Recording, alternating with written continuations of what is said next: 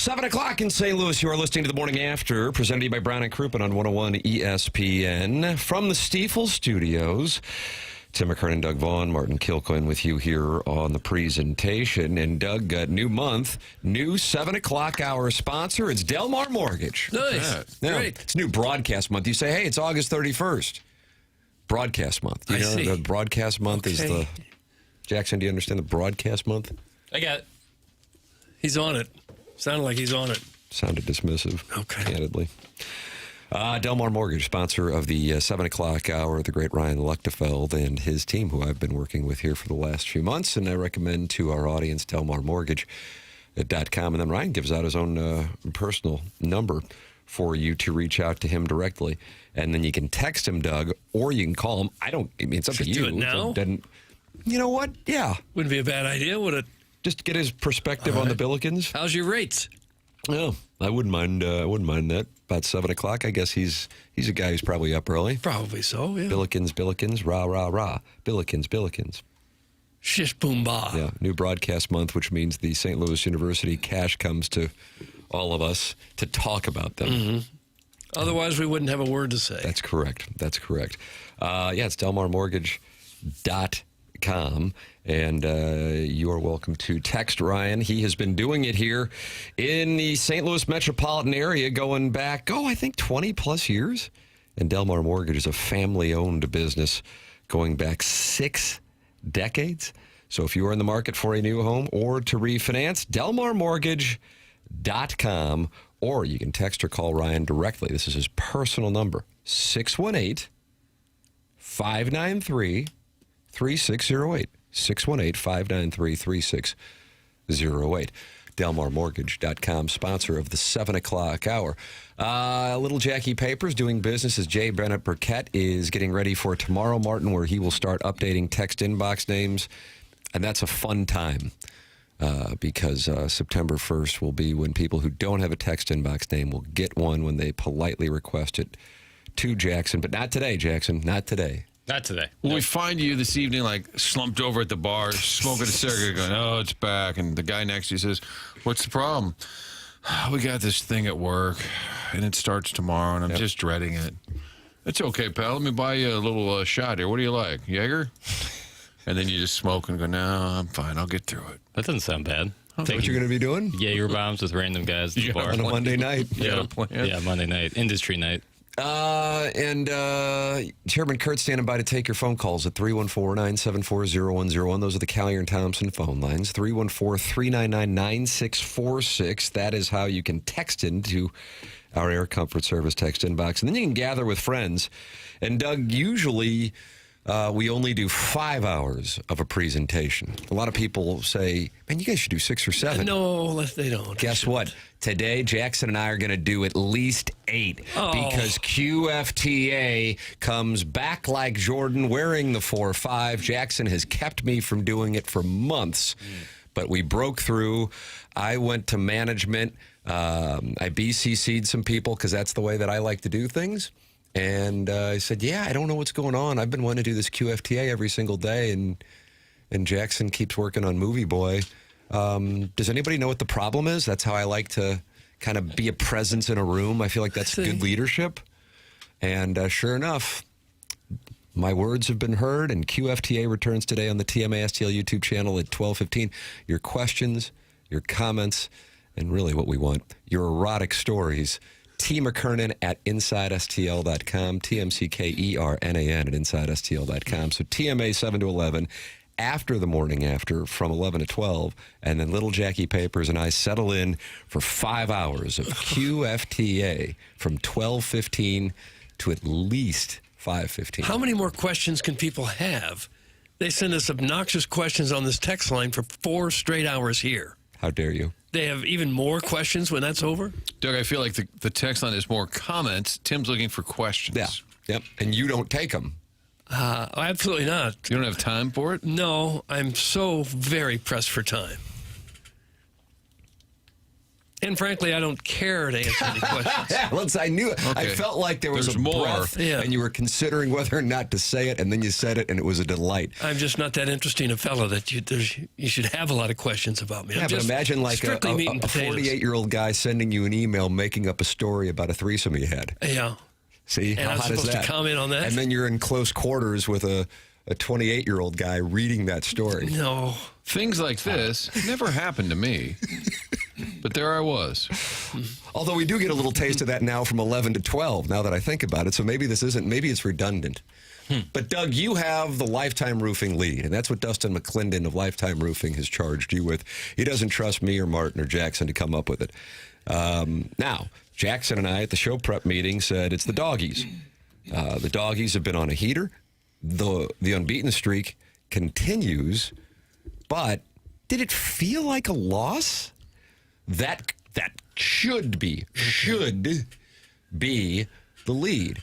Now, you might sit there and say, well, it's Scotty Scheffler, and we are in the Tiger Woods era, part 2, because if you look at his starts over his last 100 starts, he's won 22 of those, and that is actually a better win rate than Tiger Woods. Is Scotty Scheffler the new Tiger Woods? 314-974-0101. Would the NBA work in St. Louis? 314-974-0101. But my guess is you want to lead with the St. Louis baseball Cardinals with a Jim Dandy of a series and an injured list over the weekend. Well, it is a hard call. You could argue the case for any of those stories you mentioned. I do think it's still the Cardinals, even though it does feel like they're fizzling out here, kind of. You have arrived at that conclusion. Gasping to the finish line. What Not makes sure you they're going say to make that? it. Well, because somebody gets hurt almost every day and goes on the injured list. But they still have 24 games to play, and they're only 5 out of the wild card. Yes. And Daddy kind of likey. What about Leo Burnell? I He's expect getting him to go called to- up, Martin. Oh. Is that the lead? I wonder if that's a sign that they're kind of not done, but softening on Jimmy Crooks and saying, hey, we got a month left in a season that's all about the future. Let's just start throwing guys out there. Could be. Well, Bernal's been so good in the minors. I think you got to take a look at him at some point. Well, you walk around that clubhouse, I'm like, now who's that over there? I'm like, oh, that's Prieto. Is he on the team? I guess he is. Yeah. What's he doing here? Oh, no, Arias is now a regular. He was gone for like 3 months. Yeah. Well, there's Blaze Jordan. Okay, no, he doesn't play. There's Mason Wynn. He's coming. No, he's not He coming doesn't back. play, Okay. no. It's a big old mess is what it is. I know Yeah, they're it only, is. I understand your theory. They're only 5 out, but looking around that room and then maybe looking at that lineup, looks a little lean these days. You don't think this is a championship ball club? Thomas Jace Okay. had 3 hits. He sure did. Brian Torres had 2 hits. Graceffo looked good again. Okay. Is tomorrow an NLCS preview? I'd say yes. Nice. I think it's going to happen. Hold your rights. Trying to get my merit badge. For the record, comparably speaking, also 5 games out of a wild card spot, your 64-73 Seattle Mariners. The Detroit Tigers, though, just a half game back of them at 10 games under 500. So we go to polls around here. Yeah. And Houston's leading the AL West. They're 1 game over 500 and burner. fired their general manager. First Such place, fired having him. a crappy year and leading the division. Yeah. And the Rangers, our guy Skip, only 2 out. Yes, They're yes. 3 under. Doug, adopt the Rangers so a World Series can be played in a warehouse again. Yeah. that'd be And what fun. did Schumacher dunked on Doug? What did you say? Do you like your team? What am I going to say? I don't like my team? Yeah, he didn't like that. Got a little banty with It was us. the Mike Shannon Washington Nationals reset. Yeah. Oh, we just played some Mike Shannon clips today. Well, so I guess it's the Cardinals. Oh, sorry. But there's kind of a 2 or 3 way tie. The doggies and the Scheffler. Yeah, well, performance. Dustin McClendon doesn't say give me 2 or 3. Okay, the ties. Cardinals. There Then, it is. then it All would right. be the Cardinals. Well, this ball club. Well, this ball club is done. Finished. Out of gas. Sounds like Daddy's Tired. moved on to another you. Daddy kind of like he. Still likes. There he is, or Daddy Padre. I'm not going 7 and 9. Well, Same old thing from Livator. What makes you say that? Kind of good, kind of not good. I noticed they left him in for 107 pitches yesterday. They're watching everyone else's pitch count. For him, it's just keep going. Doesn't seem fair. The messaging is a little different. Now, he has done it. He has had seasons where he's a starter. But it does feel like, okay, you go ahead and just eat it for a minute. Just enough to say, boy, he strikes out a lot of batters. Yeah, he does. Boy, the ball doesn't stay in the park. Mr. Lick says, Doug, no one cares about the Cardinals anymore. Also, Martin should consider getting a profile pic on Instagram. That's from Mr. Licks. I think that's worthy of the Lifetime Roofing lead. You are now on Instagram, and then I got a friend request from you this weekend on Facebook, and I'm just like, oh, crap, these perverts are now creating Facebook profiles for Martin, and we got a burner situation. But it was really you. Well, my wife said, you really got to get this figured out, because she said nobody's... Facebook, of all things. Well, she said nobody's on Twitter. And I said, but everybody in sports is on Twitter, except you guys are not. Right. And so Instagram appears to be the way to go, but if you have your Facebook, it connects to your Instagram. So I saw Brendan Schaefer yesterday. He said, did you send me a friend request? And he said... I'm already your friend, and then we figured out last night I might have 2 Facebook accounts. Oh, you're in the Larry Nickel diversification mode. So it's getting a little confusing here. I'm like that Cardinal reliever who might have 3 or 4 phones, communicating to certain people with one, but not. I'm trying to do a little better on the Instagram. Chairman Kurt pointed this out a couple of weeks ago. He said the first thing you need to do, have a profile pic. Yeah, it's good counsel. You're getting it from Mr. Licks as well. Maybe one with duck lips. Oh, yeah, like selfie in your with duck lips. Like outside a bar in Clayton. Yeah. I don't mind that. Maybe Frontenac. I'm a good follow on Twitter. I'm a good follow on Facebook. There you go. There you go. See, it's all connected. Trying to do better. Friends are Tim. stupid.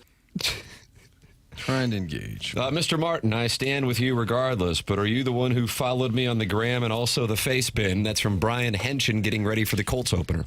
Well, then I got confused about should I follow everyone or do they follow you? And then it got away from me. The way to grow your follower base is to do OnlyFans collabs. Yeah, well, we all got into that a couple of years back. Yeah, and it's paid handsomely. Yeah. The whole process is a little demeaning. Hey, I don't know. Would you like to be my friend? I am tired. And then it says like That's Jackson's reflection on the Facebook audience. Says we'll get back to you. If Mr. Licks is right, and can we all agree golf is never the lead, I guess the doggies are indeed the lead today. Great sports town we have here. That's from Gary Pinkel's cell phone etiquette, Doug, and he is ending August in a despondent state. It sounds like it. Can I offer that the lead, Doug, is that it's game week for your Tigers? Fight, College, here we Tiger. go. Yeah, Beat that's another Golden Lion. possibility. Fight, Tiger. Beat Golden Lion. Go, fight, win. Tigers. And then you got Clemson and LSU as the lane train debuts. Will he have members of the Cleveland Browns facing off against Jackson's Dabo Swinney? Papers, who will you be pulling for in that one? Oof. That is a Puts tough the man one to for the you. test. That's what I do. Is he on a flush draw or does he have top set? I can't tell. I think wouldn't root for either. you dislike Dabo more than you dislike Lane. I don't really dislike Lane. Okay. But After what he did to Ole Miss? It's the system more at fault than I But think. to him. leave right during the season when they got a playoff No, spot? trust me, it sucks. But I think that's more on the system that they've created in college football and less on Lane Kiffin. Well, he didn't have to go. Okay, but I mean, he wanted to coach LSU, and that was his only chance. Okay. I don't know. Well, I don't know. It's like I don't think the system is so at fault, and it feels like Lane Kiffin's being blamed for a lot of the system being at fault. That's what I think right now. So if I had to pull for someone, I'd pull for LSU. Oh, you secret Lane Lemming? No, I'm not Lane Lemming. I just think He that doesn't like Dabo running down the hill. I really dislike Dabo. Did you see Elvis run on the field with UNLV? I did. I love that. You know what? Enjoyed it. I did too. With Dan Mullen. Love that. Steven Time will be issuing an apology for his UNLV Memphis play, Doug. What But did he Bo say? Prabula, Martin, on his way to the Heisman Trophy, leading UVA over the Tam Avenue Capital Partners 5-star play, the Virginia Cavaliers, beating up on NC State, and there's a little panic in Tiger Town. Bo Prabula, what do you run for, like 115? Couple of touchdown throws downfield, imagine that. 47 and 45 yards. He was pretty good here until he got hurt. He really was. He's But pretty when good. did he get hurt? When? I don't know. Well, for sure against Vanderbilt, but was he hurt earlier? I don't know. Now, cousin Sam, who loves that college football, told me last year that Bo Prabula, not anything special. I texted him the stats the other day about Bo, and he said when he plays a real team, he'll revert. So he is not Is on cousin board. Sam fight Tiger? Beat He likes Gold Mizzou, Lion? yeah, but he loves college football. God bless. And like he knew a lot about Perbula when they got him out of Penn State, and he was saying, not that big a deal. And then when I sent the numbers the other day, he says, just wait till he plays a real D line. I got to be honest with you. Looking at Virginia's schedule, not many dogs on that Which schedule. is why the Tam Avenue Capital Partners love the Cavaliers over for their season play. Yeah, NC State was the one that papers. I had a little worry going in, but I'm like, I got to buy into the Cavaliers. I really liked when they played Missouri, I think, in a bowl game 10 months ago. Was there a win total 7.5? Yes. Yeah, good point. Norfolk State, next up on the dossier. Had those stats. West Virginia, Major Harris. Delaware, Joe Flacco. Florida State, might be the time when Florida State decides to move on from Mike Norvell. We'll see. Norvell then they might move up on a wife because Fran Brown is next up on the schedule, Doug. They're going to move up on a wife. No. You might have heard dudes be pushing up on my wife. Yeah. How did that ever come about? Well, it's on his coach's show. I know. I Dudes just be trying wonder. to push up on my wife. She bad. It's just the game, right? Yeah. That's what they do. That's what they do. At the game, after the game. Remember when Vermeil said that after a game? No, I don't recall him saying that. Yeah, that was after a Falcons game. Then they're at SMU, against Duke, at Wake Forest, against Cal, against Bill Belichick's reborn Tar Heels, and at Virginia Tech. Papers, I like that. Like it a lot. I mean, SMU, maybe Duke are like the only teams on there that give you maybe some Bo pause. Perbula will be at the Downtown Athletic Club, where they don't do it at the Downtown Athletic Club anymore, for the Heisman Trophy. That'll be fun. But He'll be going up against Austin Simmons. What a story. As longtime Tiger observers, you guys are more honks. Don't you know that Perbula is going to have a big year? Wouldn't you predict that? Oh, sure. Even before this game, didn't you see that coming? Just No. as a tortured Mizzou fan. I did one good game against a bad NC State I defense. understand. Doesn't make me- Okay, that's what Cousin Sam says. But what I'm saying is, you just kind of know as a Mizzou fan. Well, he's going to it. Yeah, he's going from playing what would have been a 9-game SEC schedule to staring down the 7-win in 2-year Mike Norvell Florida State team on the road, and that's going to be like his toughest test. It's a change of scenery and also a change of opponents. Right, but he'll end up putting out big numbers. Yeah, I bet he'll have a as a lifelong Mizzou observer. Sure. You being a honk. Sure. Okay. As long as that first read's open, he's great. No, for heaven's sakes. I've seen it all too much. Steven time, Memphis Tigers dethroning those clowns at UNLV. What throne did UNLV sit in? I guess Tarkanian had a nice run. Dan Mullen, Doug, not happy with the crowd at the Death Star, home of your Raiders. Following the game, very delightful. Now, a few years ago, Eli Drinkwitz dressed up as Darth Vader following a win over Florida, and then Dan Mullen lost his job. Now Dan Mullen is at UNLV. Here is what he had to say about the UNLV crowd. He was doing a little Rams rules, except this is Rebels rules. Oh, I'd like to hear it. One tip, if they could help me in the future, we do the wave when we're on defense, and we get really excited when we're on defense, and we're a little bit quieter when we're on offense. That would be one big plus, our game operations people and everyone in the stadium. Just that heads up. But I do thank everybody because they did I thought it was a great atmosphere tonight, great crowd, and it's great to see the support. I don't think people realize how much that does to continue to help build our program forward, that we're all in this together, and that crowd support from the fans and the city was amazing. Doug, the game operations people started up sound and wave instructions while UNLV was on offense, and that's what Dan Mullen started off the presser with. It's good to get on the silent count. Do you think he could have kept that comment in-house? To himself and his homeboys? Yeah, to his homeboys. I know that you need to broadcast that to embarrass them. But that's what college coaches do. I guess. They've got the pulpit. They're going to dunk on anybody they feel like. It also sucks whenever a college team has to play in an NFL stadium. It just doesn't have the same So you didn't feel. enjoy Missouri, Memphis 2023? I was boots on the ground for that one, so I had a different maybe impression of it. You being as an observer, you don't enjoy it. Yeah, I just on TV, it just always feels a little But empty. they've got an outdoor stadium there, UNLV. Do they?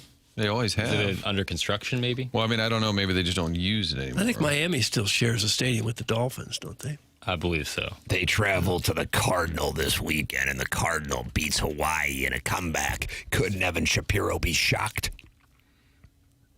Hasn't he predicted an undefeated season for Evan Miami? Shapiro believes that this will be a national championship season, and he will be standing outside of his apartment in Boca, mad as a hornet if it isn't. Might be right. That they're going to go undefeated? They got a soft See schedule. you in South Bend in November, Papers. We'll see you in South Bend in November. But outside of that, they don't really have a... That's the thing about this ACC, Doug, is it's kind of weak. UNC... TCU might be one of the worst teams I've ever seen draw breath. Mike Greenberg joining us now. That was one of the worst performances I've ever seen on a football field. Wow. And UNC only beat them by what? 15-10, your final. 15-10. Yeah. So people were like, "Well, Bill Belichick might be back." No, it was actually I thought it was worse for North Carolina with how bad TCU was.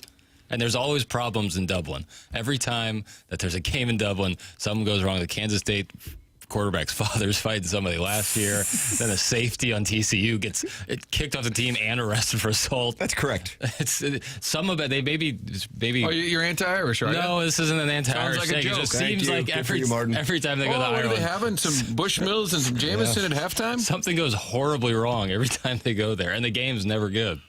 Sam Horn was going to start last year before that dumbass coach put him in on a quarterback draw. Thursday is the last time I have to watch that clown Drinkwitz, captain underachiever, open a season against the SAC intramural team.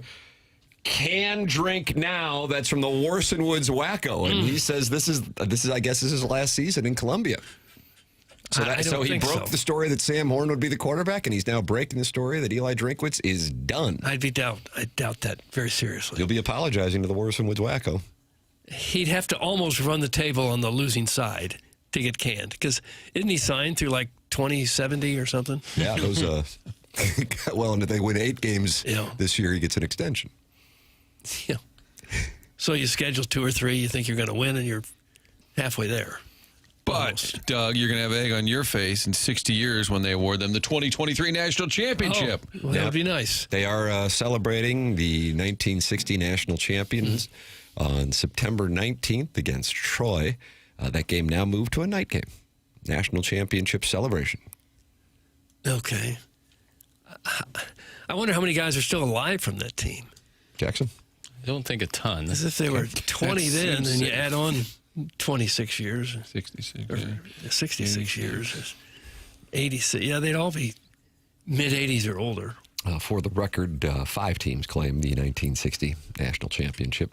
Of course, Minnesota, Clem Haskins, Hotty Toddy, Iowa, and Washington, and now Missouri.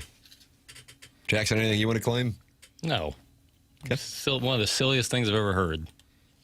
So you saw the worst football game you've ever seen on Saturday with TCU and with North Carolina, and then Missouri claiming the 1960 national championship is now one of the silliest things. Yes. This is a hyperbolic Monday. Well, one of the silliest, one of many. But the TCU one, I stand staunchly, and that was one of the worst football games I've ever seen. Since you're channeling Greeny, can you alter your voice for me, please? I'm sorry, I ain't claiming this. It's absurd. Coming up. Absolutely ludicrous. I haven't consumed enough of his content to be able to do an impression. Okay. I'll leave that for you. I feel like Warson Woods Wacko is taking the same approach as Iggy with his $100 Rookie of the Year ticket, just saying something over and over again to get people to believe it. Doug, that's Shooter McGavin. And Iggy's $100 bet, where he won't show us the ticket, is looking really good because J.J. Weatherholt is out. And even before he was injured, the odds had shifted against him. And now it looks like that Rookie of the Year for the Cardinals is in doubt. I would think so. Stewart has another almost a month to pile up even more impressive numbers. He'll be hard to beat. I think he's going to win it. I've thought that way for about a month now, but I think for sure he'll win it now. MLS, the Garage League. That's from the Total Package, and they're just all over the place this morning, Doug. Nobody is safe. Doug, the Doggies, they had a 2-goal lead. Yeah, blew it 3-1. But 13 straight unbeaten. No, that's nothing to sneeze at. And it looks like they're spending some money. $12 million going to Stan Kroenke's squad. for a premier goal scorer, Doug. You wanted him to spend money, didn't you? You've been calling out Carolyn Kindle on this show. Yeah. Who did they get? Rafael Navarro. It's not official. There's your sources? There's one guy at The Athletic, and he has every MLS story, and everyone is correct. So he has them signing. He has his conversion rate's pretty good. Navarro, a Brazilian player who's a goal scorer.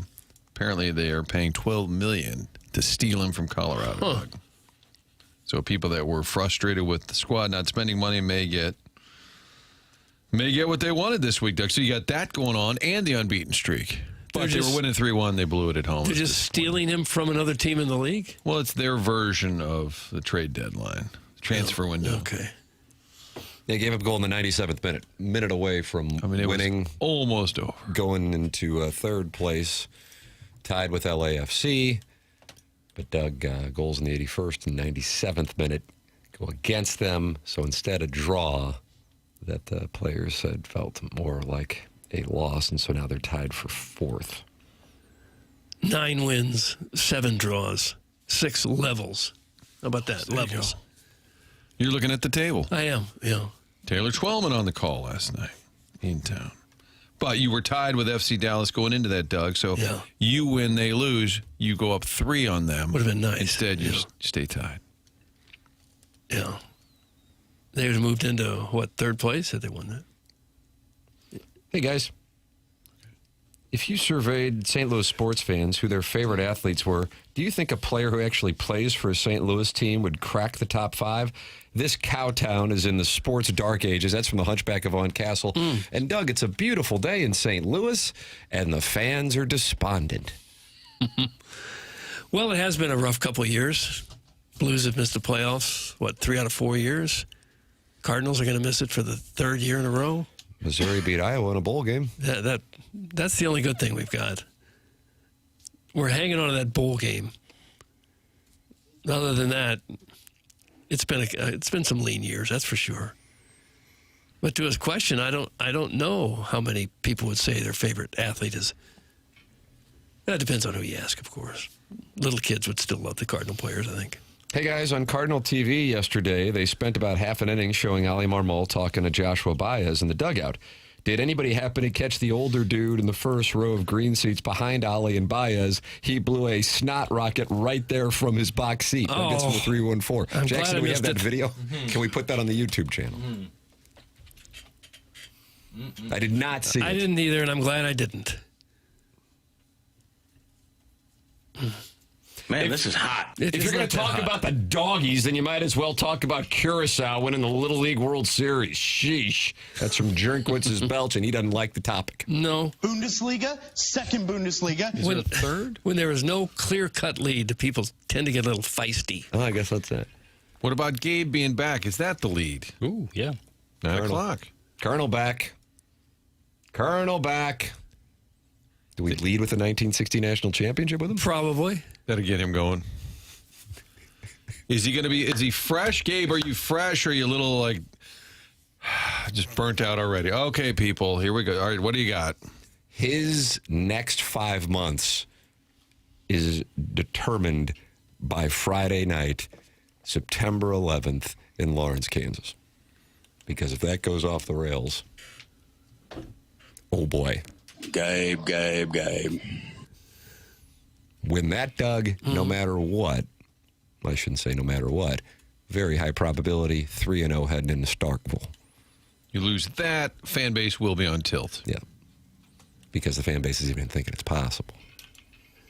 Yeah, a 3-0 start would be super helpful for a team that's, missing 10 defensive starters from last year, a new quarterback, not sure what the running back situation is going to like. If you could get through the first 3 weeks with all that and let them come together a little bit, know what it's like to play with each other, I think that, that'd be absolutely huge for them. No, I'm going to stay fully clothed here. I appreciate it. Talking about a team being on a, quote, heater because they keep producing ties is about on par with breaking down a Savannah Bananas game and female divorcees acting like it's going to thunder down under. Oh, Got some Carlos Spicy winner. Watch out. Here comes Suckboy Tony. So even when we try to talk a little doggy soccer, They're not happy. it still makes them mad. It makes them very angry, in They're fact. just not happy. Talk about the Cardinals. They suck. Talk about Scotty Scheffler. Golf isn't a sport. Talk about Missouri. Missouri's going to suck. Or Sam Horn was going to be the quarterback last year. I don't know, Martin, how we win. Well, this show specializes in revisionist history, so it's fun to talk about Sam Horn or the 1960 squad. Yeah. Or Sam Boyd Stadium. That was the name of the UNLV stadium I was trying to think of. Sam Boyd Stadium no longer being used. It was home to the Las Vegas Bowl. Who's Sam Boyd? He was the gambler, the casino guy. Oh, was he? I don't think I've heard that name before. Sam Boyd? Oh, yeah. Let's see here. American entrepreneur, Doug. Casino manager and developer. Noted for introducing successful marketing, gambling, and entertainment innovations into the casino gambling industry.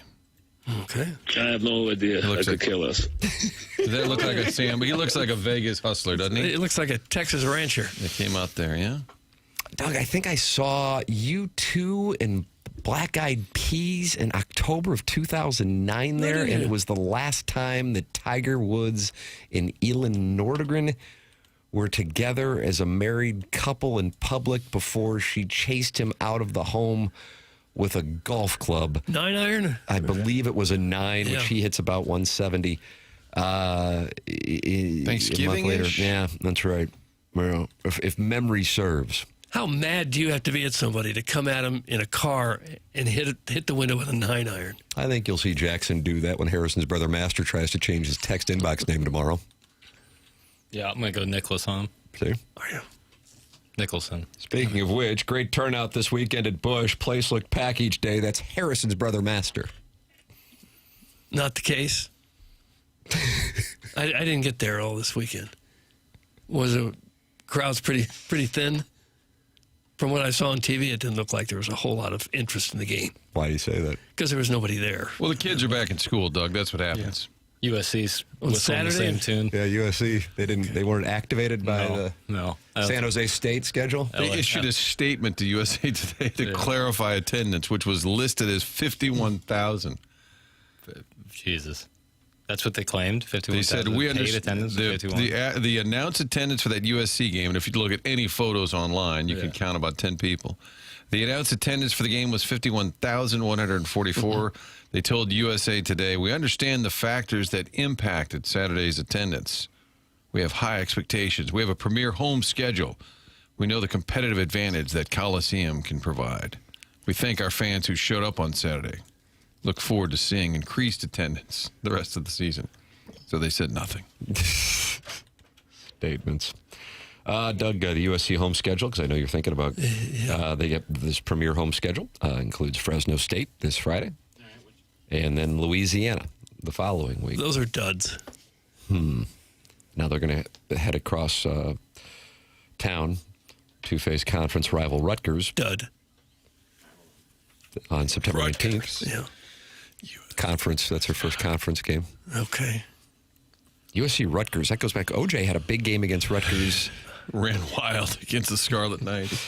They do have Oregon, Washington, and Ohio State on that schedule, though. Yeah, and Indiana. Yeah. But, I mean, they travel to Bloomington home schedule. Yeah. Well, fight on. Yeah. Fight on. I wonder why so many people in LA have lost interest in USC. I think it was a case of it being San Jose State. San Jose State, and it was 95 degrees. They said some of the fans there said the seats were like hot plates. Oh, that's fun. Oh, yeah, the cat always said Rudy ate off a hot plate. Yeah, so I think LA folks might have been like, we can go to the beach today, or we can head to University Park and sweat every drop of moisture we have out of ourselves and watch them play San Jose State. It's going to be about that hot here for Mizzou. At least it's a night game. Yeah. Jacob wants to talk to Jackson on the Collier and Thompson phone lines. Jackson, introducing you to Jacob on 101 ESPN and the TMA STL YouTube channel. Morning, Jacob. What's up, boys? How we doing today? Oh, we're I fine. like this energy. I like this. Yeah. Well, I'm a little disappointed in Jackson, to be honest with you. Yeah, I think we all are. Yeah, well, this is you've been disappointed in him before, but I think this might take the cake. Yeah, never to this extent, really. Never to this extent. Now, Jackson was at I know I have some insider information through the grapevine that Jackson was at a trivia night this weekend. A trivia night? Wow, my kind of Trivia night. You announced that previously. I did. Now, I'm a little concerned because I did hear that there was Jello shots at this trivia night, which, whatever, everybody, likes to have a little fun. But Jackson, am I right that you took this Jello shot with a spoon? No, sir. What happened was I took a Jello shot, and you know how with a Jello shot you're supposed to kind of remove it from the cup a little bit, otherwise it's just going to stick to it. Use your boy tongue. Use your boy tongue. Some people use tongue. Some people, and this is where I have an issue, use their finger. I took a plastic spoon and used the end of the plastic spoon to remove the Jello shot from the cup, and then I took the Jello shot to loosen it up. To me, that sounds like you should have been taking that boy tongue and get it nice and deep in there. Okay, Jacob, were you there, Jacob, or are you? Because this feels like feels kind of like my playbook, Jackson. No. This is through the grapevine. Now, do I know it happened? Do I know someone that was there? You better believe I do. Wow, Private Citizen Pete. Somebody's it is always around guys, but I couldn't believe it though when I heard the use of the spoon. I just figured. The people need to know about this, and they can make their own decision. But hey, listen, you report, we decide. You put your tongue in there, and you slurp it out like a pro. So you're bothered by this, Jacob. I am bothered by it. I'm perturbed by it. Usually, I really like what Jackson brings to the table. But when I heard that he used the spoon on this Jello shot, I'm none too pleased. Of course, Libby Jack took Jello shots like a sorority girl. That's Eric in the Central West End who is listening to Jacob's story. I didn't want to be rude. They were purchased for me. Oh, is that right? Who bought them for you? Private Citizen Pete. I don't know. The next thing I know, there was a yellow Jello shot in front of me. Yellow? Yeah, what flavor? Did you choose yellow? Did you choose yellow, or was there like a? It was handed to me. It was handed to me. Gotcha. All right, well, that's all I got for you. Jacob, thank you so much. That probably should have been the Lifetime Roofing lead. What a way to start the week. It doesn't matter what we talk about, really. The callers come with their own agenda. That's right. So if you want a certain topic discussed, that's what the Collier and Thompson phone lines are for. 314-974-0101. Hey, dumb caller. Jello shots are for girls anyway. That's from Sharon's Ladue Pool Boy. Jacob, no need for bleach. You'll just bore yourself to death. That's from the Possible Burner. Oh, way to die. And does Jackson eat Snickers with a fork and a knife, too? That's from the old bastard of Belleville. He's an older gentleman. Kurt, what did the caller say the topic was when he called in? He just told me he wanted to talk to Jackson. Okay. Yeah, you can call in and talk to us. And what a thrill it is to talk to huge stars who've chosen broadcasting for a career. So you know you're talking to smart people. Call in, text in, talk it over in the Forum Energy YouTube chat where friends have gathered to talk it over. They're also, Doug, not happy with any of the topics. I wouldn't think they are, no. That's the Forum Energy YouTube chat, 7,200 subscribers on the TMA STL YouTube channel. You're going to get TMA from 7 to 11, after the Morning After from 11 to 12, and then the Tim McKernan Show podcast. Questions from the audience returns for the first time, Jackson, I think since like April. Yeah, sounds about right. At 12:15 on the TMA STL YouTube channel. Send your questions in, preferably erotic stories. T. McKernan at InsideSTL.com. This is the Morning After, presented by Brown and Crouppen from the Stiefel Studios on 101 ESPN and the TMA STL YouTube channel.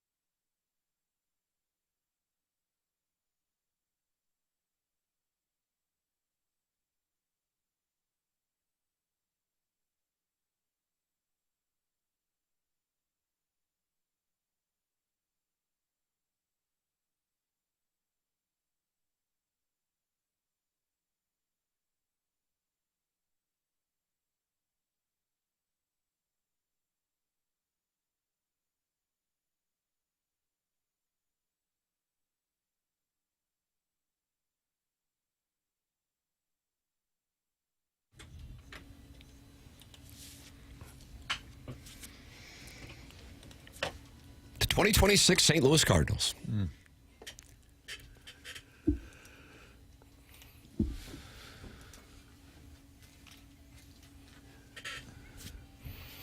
The Doggies with a 3-1 lead in the 80th minute. Yeah, that went downhill, too. The North Carolina State Wolfpack. Victor Hovland. Tough day for me on the betting North Carolina State money line. Did we? I think I was trying to get action going on Spread Zone. I think with Riz. Did we have any action? No. I feel like there's some bets I got out there and I just don't. I forget about them, but then the people I bet with remember them. You and Martin have a bet that's currently outstanding. And what is that? That That's is the coach getting fired deal. Yeah, there October-ish? Yes. By October 12th, an SEC coach will be fired. Tim says yes. Martin says no. Okay, I feel good about that. Sonny Dykes, I imagine they're angry as hell at him. They should be. They were in the There you go. championship 3 years ago. That's what I'm saying. His dad was Spike Dykes. That's right, Texas Tech. And their transfer quarterback was from Harvard. That's right. Yeah, That's probably a problem. First sign of doubt. It's amazing. At 10:59, and this Harvard quarterback doesn't mind that he's now going into the big time from the Ivy League. He gets his first start for a Big 12 program coming up in a matter of minutes, while Bill Belichick, how much longer will he last in Chapel Hill? 3 o'clock rolls around. TCU with an Ivy League quarterback, and does Bill Belichick have this North Carolina program turned around? That's the industry we've chosen. That's what we're doing now. Okay. Yeah, the Belichick comments immediately after oh, wow, Bill surprises everyone. Oh, look at, they beat TCU with, 15 points. Calm down. Ryan Fitzpatrick was a Harvard quarterback. Yeah? Yeah, and look at what he had a did nice against the career. Houston Texans. Was that a comeback, Martin, in Houston, yeah. 2005? Well, just let it be known, not that this is particularly bold, but a coach who is in great standing right now will be on the hot seat at this point next Monday, I would say. But Monday, you got Labor Day, so you have a few games. It's just a matter of the way that it works. And that is the business we've chosen. Hyman Roth, and he had his shirt off when he said that, right? Yeah, for some reason. Well, I wish we had chosen the college football head coach business, because then we'd be making $8 million a year to have a lousy team and get fired. And So you go from a god $30 to a million. dumbass in about 3.5 hours. Well, you also go to a yacht in your third house. That's exactly Naples right. Somewhere. That's fine. And then you never have to deal with those people again. Nope. That's the cost of doing business. Could Brady Cook be tapped as the next Battlehawks quarterback now that he's been cut by the Jets, Doug? So now we've tended to the Battlehawks. That's what just don't press push. He's probably not going to want that, but it would be a great thing for the Battlehawks. He's probably going to want to try to hook on with someone else, I would think. But what about a chance to play in your hometown? He wouldn't care about that. They don't even practice in our hometown. Can you imagine the ovation this local kid who led Mizzou to greatness, played in the NFL, runs out of that tunnel, Doug, in the Battle Dome? Can you imagine that? I can. Okay, not too excited. I'm not as excited as seeing Elvis run out of the tunnel for UNLV. That's true. I don't know what this means, but Sharon and Clayton is unhappy. I don't have a pool in the 314, and I do not live in Ladue. Get a new name! Doug, that was sent with caps at the end and about 8 exclamation points. Maybe that's in reference to Sharon's Ladue pool boy? Yes, sounds Probably like it. so. Yeah. So begging that person to switch their name, which is possible starting tomorrow. The pool boy could have gone to Ladue and didn't necessarily isn't living there, you know. Does Ladue produce a lot of pool boys? Not many. Not saying none, but not many. Did you ever do any pool boiling yourself? Yeah, absolutely. Oh, did you? Yes. Oh, yeah. Like your own Little little industry, straining? or do you work for a company? No, we had a. I mean, it's not. I'm pulling back the veil a bit here, but we had a small pool growing up. I can't Forgot even about that. imagine. And so, Like the wealthy kid in my neighborhood, and notice it was singular, had like an 8-foot circumference aluminum pool, and we'd do the whirlpool where we'd run around. That's where you feed the hogs. I was going to say often used for cattle. yeah, that and a slip and slide. You probably had Oh my chlorine God, and slip everything. and slide day, huge. Yeah. And then this guy has a pool. Built in. Oh, But I don't think you're a pool boy if you're doing it for your own family. We're talking about. I was a boy working on a pool. But going, I don't know. I'm talking about going to other people's pools as the hired pool boy. Like, hey, who's I this could cute have. fella out there? I could have. You should see me work a skimmer. Yeah. In 2019, the Blues lost to San Jose on a missed hand pass, and then they won the Stanley Cup. City just lost 2 points on a missed handball. I'm not saying to plan the parade, but St. Louis Sports Math says City is winning the MLS Cup. Doug, that's from celebrity chef Dom DeLarise. How do you think St. Louis would react if City won the whole thing? I recall on Balloon Party, Jackson, do you remember what Taylor Twellman said about that? Friend of the program, by the way, quite a ball striker. I don't. I only remember asking our guest at 9 o'clock, Gabe DeArmond, about the big loss that City had to Sporting Kansas, team. and he had no idea the game had even happened. That's what I remember. But I'm sure there would be a huge parade. Well, Taylor Twellman said the parade would be bigger than the Blues Stanley Cup parade. Well, and I can tell you it didn't play well in the text inbox. No, but there would be one. All right, Sparky. Heating up. Take off the sambas. Now All right, Sparky, take off the sambas. The handball, if you see it last night, it's the most blatant. Like, what does the guy think? Like, you can't, like, it's like a 5-year-old. Okay, you can't use your hands. Yeah. The guy for Dell just reaches down and grabs the ball with his hand, and the referee just standing there like, nothing to see here. Because it was such an unusual play. Wasn't ready to call it. Shocking, yeah. It was bizarre. It wasn't like, oops, it hit my hand. Sorry. Right. He just reached down and redirected the ball. Yeah. Tim, it was not aluminum, it was galvanized steel. That's from Mr. 10,000. Doug, he works with Mr. Licks. I think he caddies for Mr. Licks, actually, so he's well heeled. I honestly, I saw that story and I was like, I am uninterested. So you just fill up the feed trough and the water just sits in there and simmers and allows the mosquitoes to breed. And what, you just sitting there? Like a hot, it's like a hot tub with no heat? Yeah, with your bros. Yeah. You talk about the game against Our Lady of Sorrows. So you just soak? Soak with the fellas? Yeah, and it's just water with a hose. Yeah. It's like a bathhouse. Sounds awful. It's like a bathhouse outdoors. Well, that was the best we could do because we didn't grow up in Ladue. With the slip and slide sounds We way more chose to fun. live in South St. Louis so we can win grade school banners. And No, I this get is that. in the Depression, too. No, I get it. But the slip and slide sounds laughing at way you. better I know, than Marty. the galvanized tub. We couldn't afford a slip and slide, bro. Get a tarp, something. Yeah. Those are on Wouldn't we have special loved to have had a occasions. tarp? What, do you think we were made of money? City gets 22,000 fans. The Blues get 19,000 fans. Enough said. It's in the total package, and this is a surprising fight that is being picked this morning.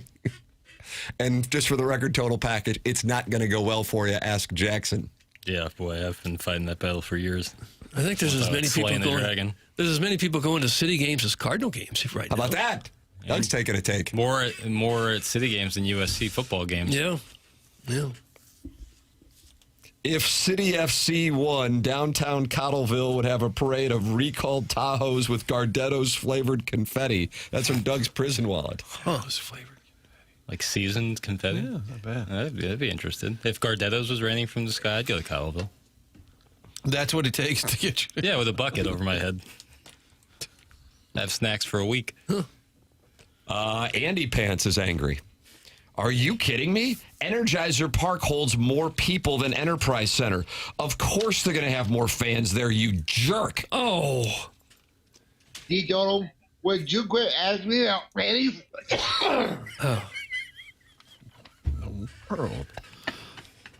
There are probably some nights where the Blues could draw 35 or 40,000 fans if the building was huge enough. It'd be tough to see sitting way up that high.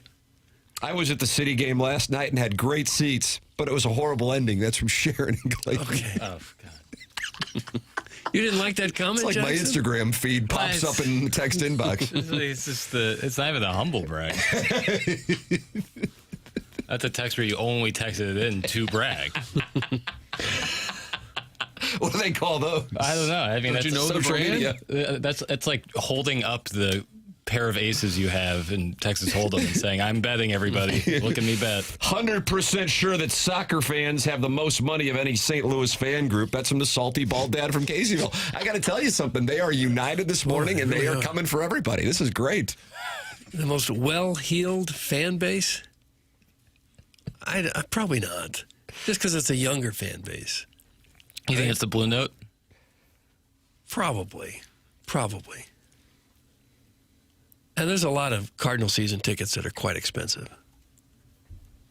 Shut up, Sharon! Oh. It's from the female listener. You can call in and express your disdain at 314-974-0101. Now ESPN is going through North Carolina's schedule, and they're taking a look at what could be in store for Bill Belichick as Bill Belichick has turned around the Tar Heels. Doug, 48 hours ago, he's about to lose his job. Right. Now he's turned him around, and Paul Feinbaum is talking to the two guys who like to flirt with each other who host SportsCenter, and he is talking Tar Heels. There's a lot of giggling. Look, Tim. Yep. Mm-hmm. Oh, yeah. They're all giggling. And they're wearing tennis shoes, which shows you don't know what these guys might do. I think I see 2 more wins on the schedule for UNC.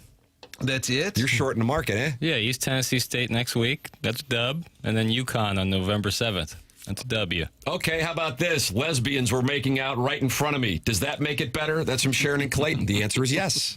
The answer is actually yes. Tim's like, what's this Energizer Park all about? Just listening and learning. Text polling, see if I can get some tickets. And put me in the lesbian section. Yeah, well, do you know where Sharon and Clayton seats are? Yeah, my family would love to.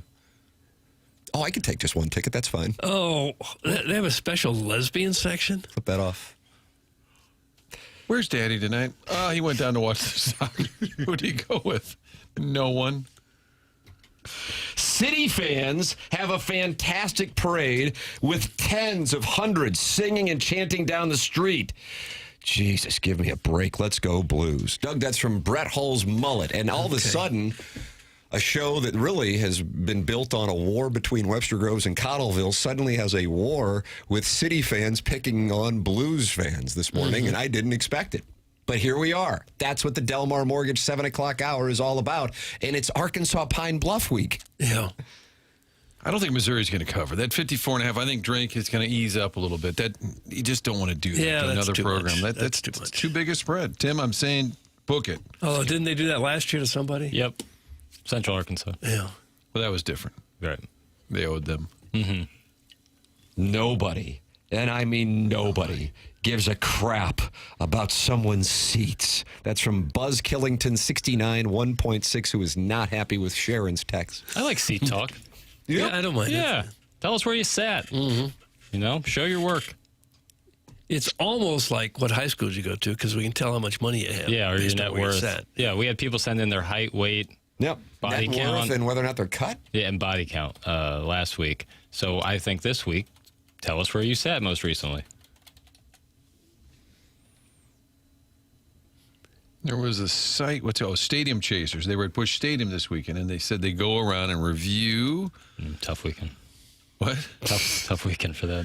Well, but they were very positive about their Busch experience, and they said their take was that you might be better off sitting up high because they enjoyed the view. Sitting up high behind home plate area, but like in the 300 sections, awesome. I like how open that is. Yeah. Too, where if you walk to the concession stand, you can look back through that it's big great. opening. And then you get a pretty sweet view. Back-to-back text telling us where people sat, and both of them involve Doug. Is that next to me somewhere? Mm-mm. But they were on you. Oh, lick my hoop. Sounds like that might have been what they're talking about. Jackson, what's it called? Seat chasers? Martin. Here you go. Stadium Chasers. Here you go, Doug. And you'll like one of the opening concerns they had. MLB Stadium number 10. Usually much to this group's dismay, I highlight both the positives and the negatives everywhere I go. I don't have many negative things to say about Busch, besides the rude security entering the stadium. Doug, do you think he was thinking of the airport? And the lack of fridge magnets at the team store. Fridge magnets? Wow. That's a problem that's been plaguing this team for years. We're getting nicked for fridge magnets. It's a beautiful park with friendly ushers and a top 5 outfield view. The bacon-wrapped hot dog was awesome. Honestly, I think you get better value out of an upper deck seat than a lower. The view is worth it. And then says, go to Patios. They're hurting for some business. They have a great crew. Sounds like they got maybe a couple of drinks served up to them. Sure. Love that. So Stadium Chasers, Doug, had a great experience. Loves the stadium, other than the rude security and the lack of fridge magnets. Yeah. I don't run into Nook, if you could, restock the fridge magnets. That seems almost like nitpicking. How many magnets do you have on your fridge? Clip that off. Half a dozen, maybe. Nice. Usually from a local realtor. And one of them's got Always holding a Cardinal schedule. Or I love a fridge schedule. Yeah, I do too. Because it serves as a calendar, and you can see when they're playing. It's an excuse to go to the fridge and grab something. Uh-huh. Like, well, I need to see when the Cardinals are playing, Milwaukee next.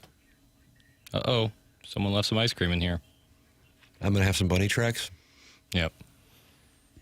Peeps hate me no matter what I say, so I'm going to lean in. That's from Sharon in Clayton. There it is, Doug. This is brutal. You can call in Callier and Thompson phone lines, 314-974-0101. You can text in 314-399-9646. That's the Air Comfort Service text inbox. Open up your YouTube app, type TMASTL, and join 269 of your friends. Now 272 in the TMASTL YouTube chat that's brought to you by Form Energy. And you can talk it over with Scorsy, Snorting Ants, Iggy's Prison Window Hand, the Overbearing Sports Dad. And he's not happy with the city conversation because he says nobody even knows when the minor league soccer season starts or ends. And Iggy is in there, and he said, I had to get guest towels and drinks. So you can go in there and talk it over. He had to get guest towels and drinks. That's correct. He was a pool boy, it sounds like. Okay. I'm just going to guess that we're going back to earlier, we're talking pool boys. Mm-hmm. Doug, Steve from Birmingham wants to talk it over here on the Callier and Thompson's phone lines. Good morning, Steve.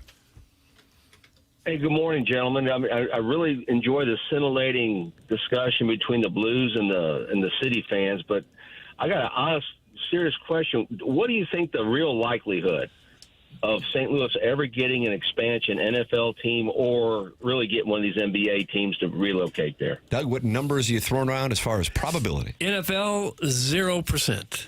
NBA, 2%. Okay. Steve, there are the numbers. Wow. That's sad. Yeah, it is. That's really sad. I mean, for a city that used to be once the third or fourth largest in the country, and two major league teams, and all four major sports franchises, it's just sad. It is. I agree. It is indeed heading the wrong direction. What would you rather have, Steve, NFL or NBA?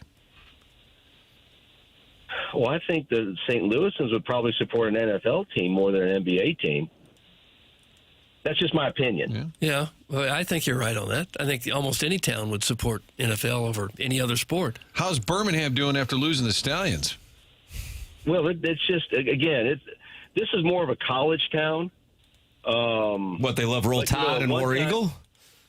Yeah. And one time back before I got here in 87, they had a WHA team that probably should have been molded into the NHL when they did that. They did that merger, the Birmingham Bulls. I mean, they drew 19,000 people every night for the Birmingham Bulls, and that would actually work here in Birmingham because that's the size of the community. Roughly 1 million people in the metropolitan area could support an NHL team that could draw 16,000, 17,000 people. The league is more interested in the size of the TV market. Right. Got that. I understand. And with Nashville 3 hours to the north and Atlanta 2.5 hours to the east, this is always going to be a minor league town and basically a college football town. Yeah. Well, that's okay. That's fine. Yeah, sure it is. Sure it is. But having grown up in St. Louis and remember going to Hawks games as a kid with my father. Yeah, me too. It's just sad to see how far the city has deteriorated and fallen. It's just a sad thing. It's one of those things, I guess. Yeah, I agree with you. I share the same thing. When we had all those teams going, and Rams were the talk of the entire nation there for a few years.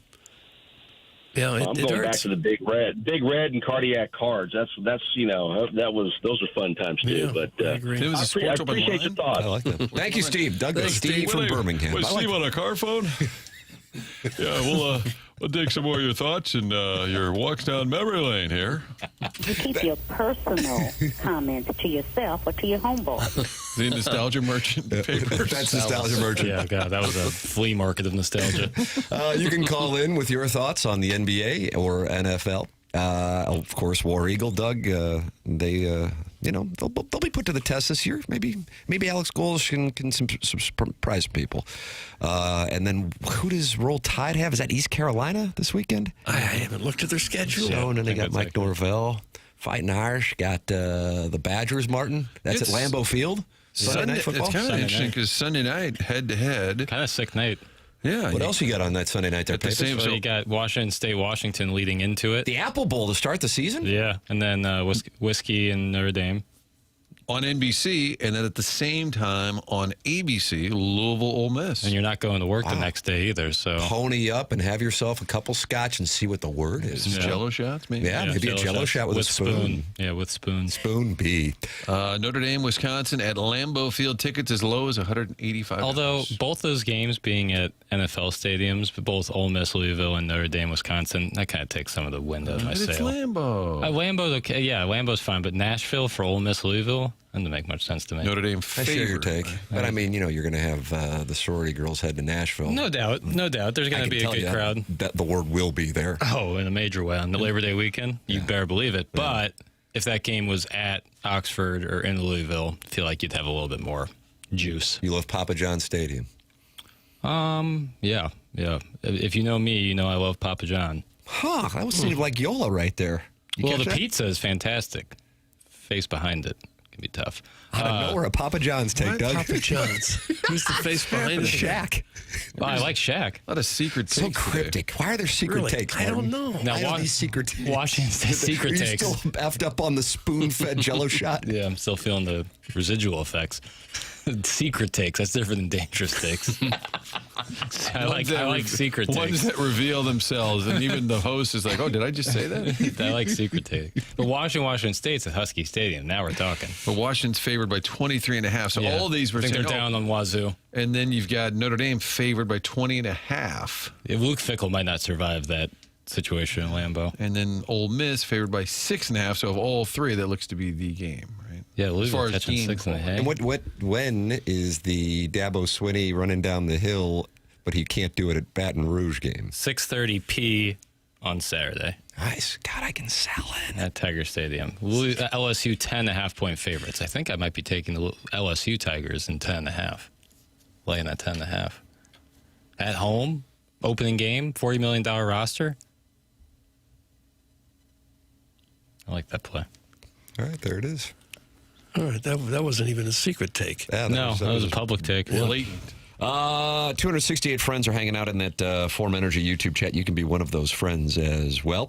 TMA STL YouTube channel. Jackson and I will be there until about 5 o'clock tonight. Just talking it over with the listeners. How great is that? Till 5 o'clock. Well, we're starting at 12:15. And the people just keep writing in, or they call in, or text in, or all that. Well, they email T. McKernan at InsideSTL.com, and then also they hang out and they watch the show and talk it over with each other while we're doing the program, just like this one. Okay. Isn't it great that friends want to gather and hang out with each other, hang out with us? Isn't it great to have these friends? So ours is the type of presentation. You're going to start at 7 in the morning and go till 5 o'clock at night? Right. Just yapping the whole way? And then Jackson gets to go home, get up in the morning, and then change text inbox names. This guy's having a great week. Yeah, and we're off Monday, so that means best of time. So we got to cook one of those babies up. And then there was a complaint about the skeleton having too much Vinny Favorito. So you need to update that. I have a file for any skeleton complaints. Where's that file? It looks like a recycling bin. Oh! Missouri. Oh, Arkansas Pine Bluff. That's the biggest spread of the entire week. What is it, 54? 54.5. It's the biggest spread of any college football game that's going to be played from Thursday, September 3rd until that Sunday. The over-under is only 60.5. It's not the highest not total. Expecting the Golden Lions to do much. Not the highest total, but it is the biggest number. Will you and Papers be talking about Jay Bennett Burkett's sex life on today's QFTA? That's from the Worst and Woods Wacko. Jackson? I don't know what we'll be talking about, but I know it won't be that. So, Doug, that topic has been banned. Now we will get emails. Yeah, I think that's about that's like never been a topic, really. What about when you talked about your 48-hour rule, or how you coughed when a girl was in the bedroom with you and your girlfriend in an attempt to get a threesome? No further questions. It was just story time. I plead the fifth. Doug, they're going to email in now for the Design Air Heating and Cooling email of the day. The morning after at InsideSTL.com. That comes your way in the Polos Plus dossier at approximately 9:45. The morning after at InsideSTL.com. And guess what? Schaefer Door Company is going to give away a brand new garage door for the month of September's Email of the Month winner. That's Jason Gosrow. Wow. He's back. And that means you can ratchet your game up for the month of September. The competition will start tomorrow for the Design Air Heating and Cooling email of the day. The morning after at InsideSTL.com. Doug, heads up on the forecast this week. I got a high today of 99. Tomorrow, 98 degrees. Stan and Nick Lachey. Wednesday, 97. Thursday, 97. Friday, 96. Saturday, 96. And then Sunday, 91. And you go, oh, we get a respite on Monday, 84. No, back up to 94 on Tuesday and 91 next week. Sweet mother of mercy. It's September. Well, this has got to be the last month of the oppressive heat. I mean, last week of just oppressive heat where you don't feel like you can go out and do anything. I think this will be the end of it, don't you? It's got to be. But Iggy announced 2 weeks ago that it was over. Well, it's not over. It's not over. Well, what do we do with him as making that announcement? I saw on TV last night that we hadn't hit 99 degrees yet this year. No. And they said that was kind of unusual. So maybe it's not unusual weather that we're having. If you run into any issues with your air conditioning, make sure you go to designairservice.com and work with the company that Martin, Doug, and myself work with. That's a great Seth Goldcamp and his team. Design Air Heating and Cooling. It's TMA 101 ESPN.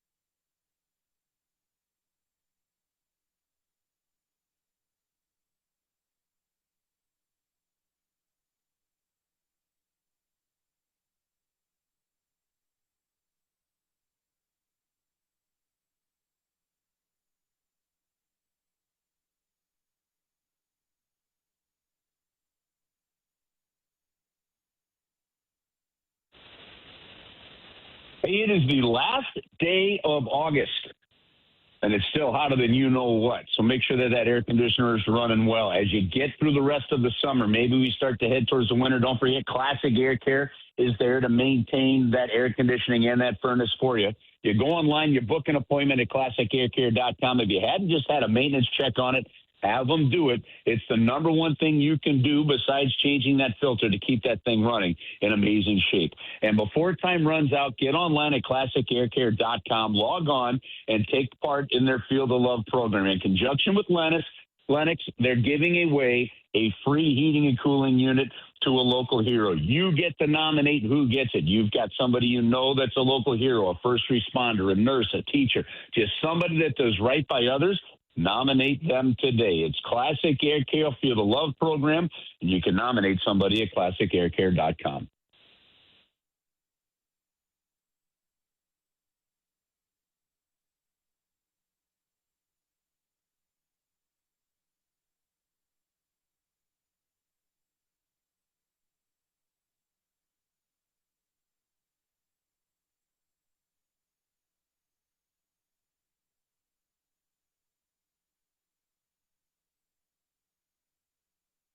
This is Jackson with a Sports Center update brought to you by Universal Windows Direct. The Cardinals lose yesterday, and that's a series loss at the hands of the Pittsburgh Pirates. They are off today as they head to L.A. Well, they'll take on the Dodgers tomorrow evening, 9:10 p.m. first pitch. Mike McGreevy on the mound for the Redbirds. That's another Sports Center update brought to you by Universal Windows Direct. You'll be saying, I love my windows.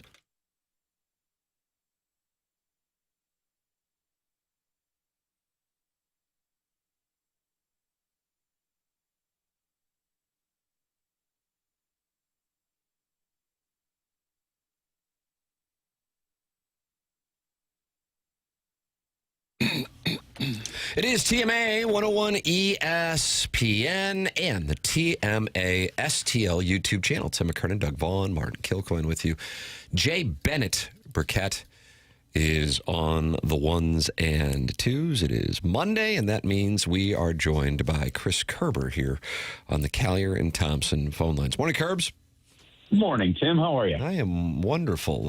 Doug, we're getting close to the opening camp for the St. Louis Blues, and many fans are fired up. Are you fired up, Chris? Talking to me, or were you talking to Doug? Well, just, I guess you.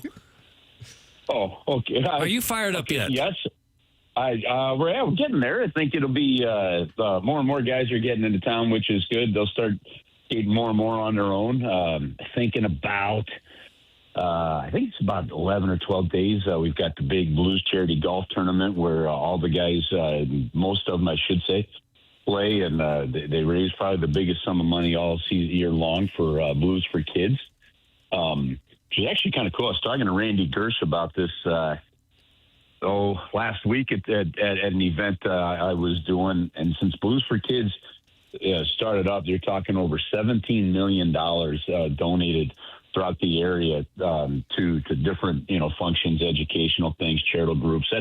That's a pretty fantastic legacy that all started with the 14 Fund and Brett Hall using his equipment to get the 14 Fund started and rolling from there. So that's actually pretty cool.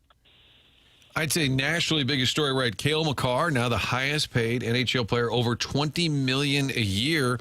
Where is this? I guess if they're spending it, they must have it. But it seems shocking when a couple years ago, $8 million seemed like a lot for an up and coming star player like a Robert Thomas. Now Makar's at 20. I guess I didn't know there was that kind of money right now in the NHL.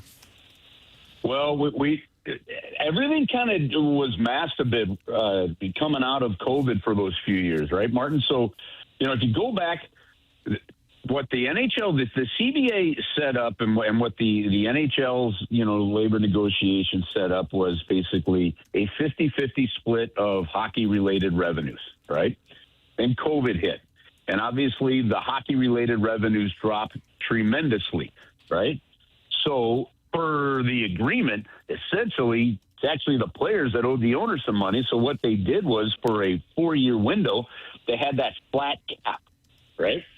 Right around 80-something million, 84, 85 million, somewhere in there. They had a flat cap.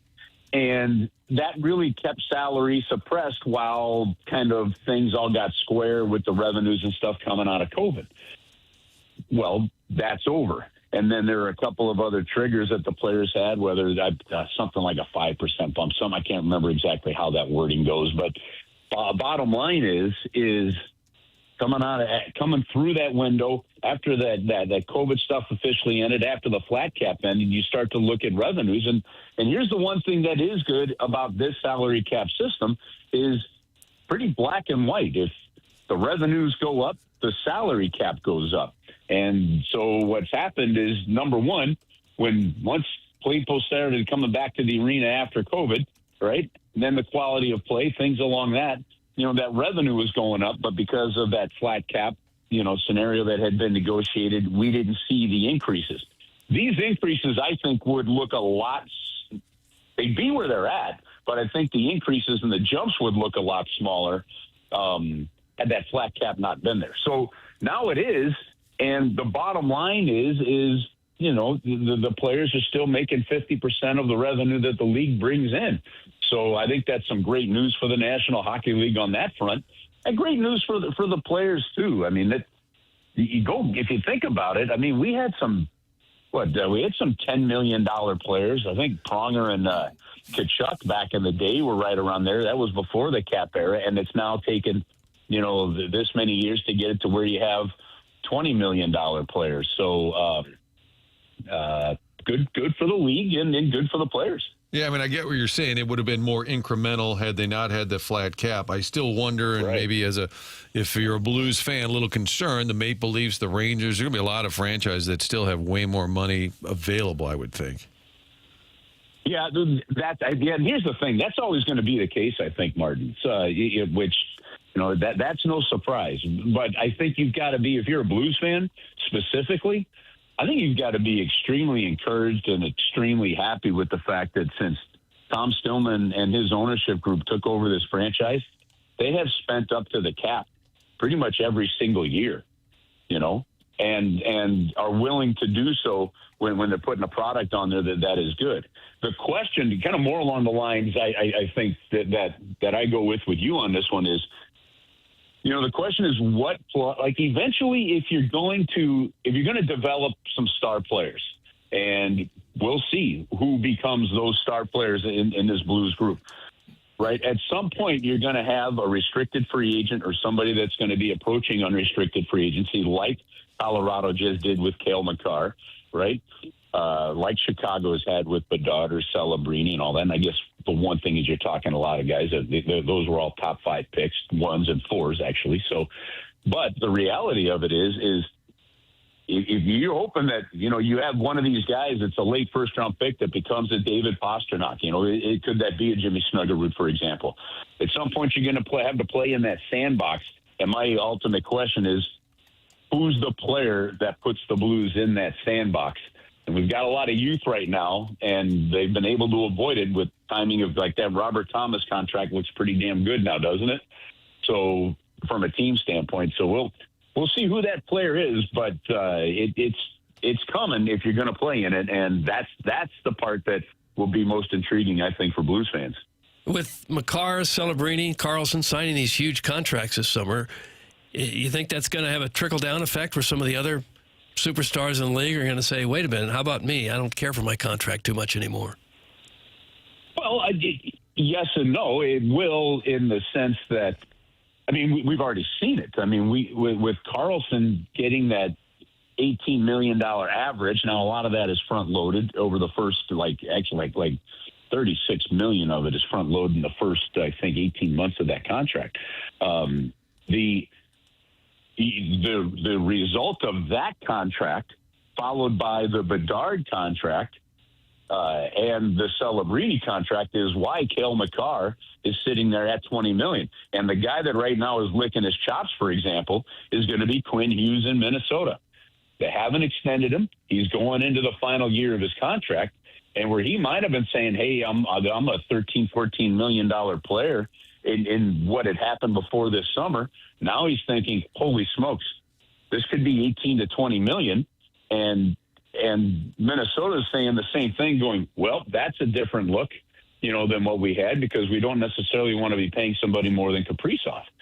So in one sense, it's already started to impact the other ones. Now, once the guy has a contract, the contract is what it is once they've signed. So I don't see the the hey, let's renegotiate the contract thing going.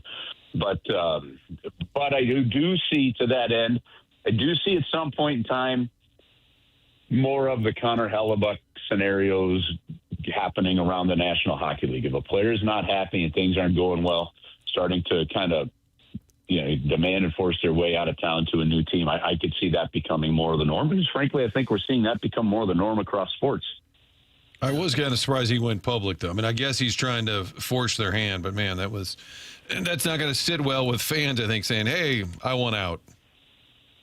Yeah, you know what? It sounds at least like he had really kept it quiet in terms of going public, up to a certain point, and then it hit a point where nothing was happening. So maybe going public kind of forces the hand. And this is always a fascinating one, because it's easy to stand on the outside and say, the guy's got a contract, he should honor it. And yes, there is that, but let's face it, sports is sports, right?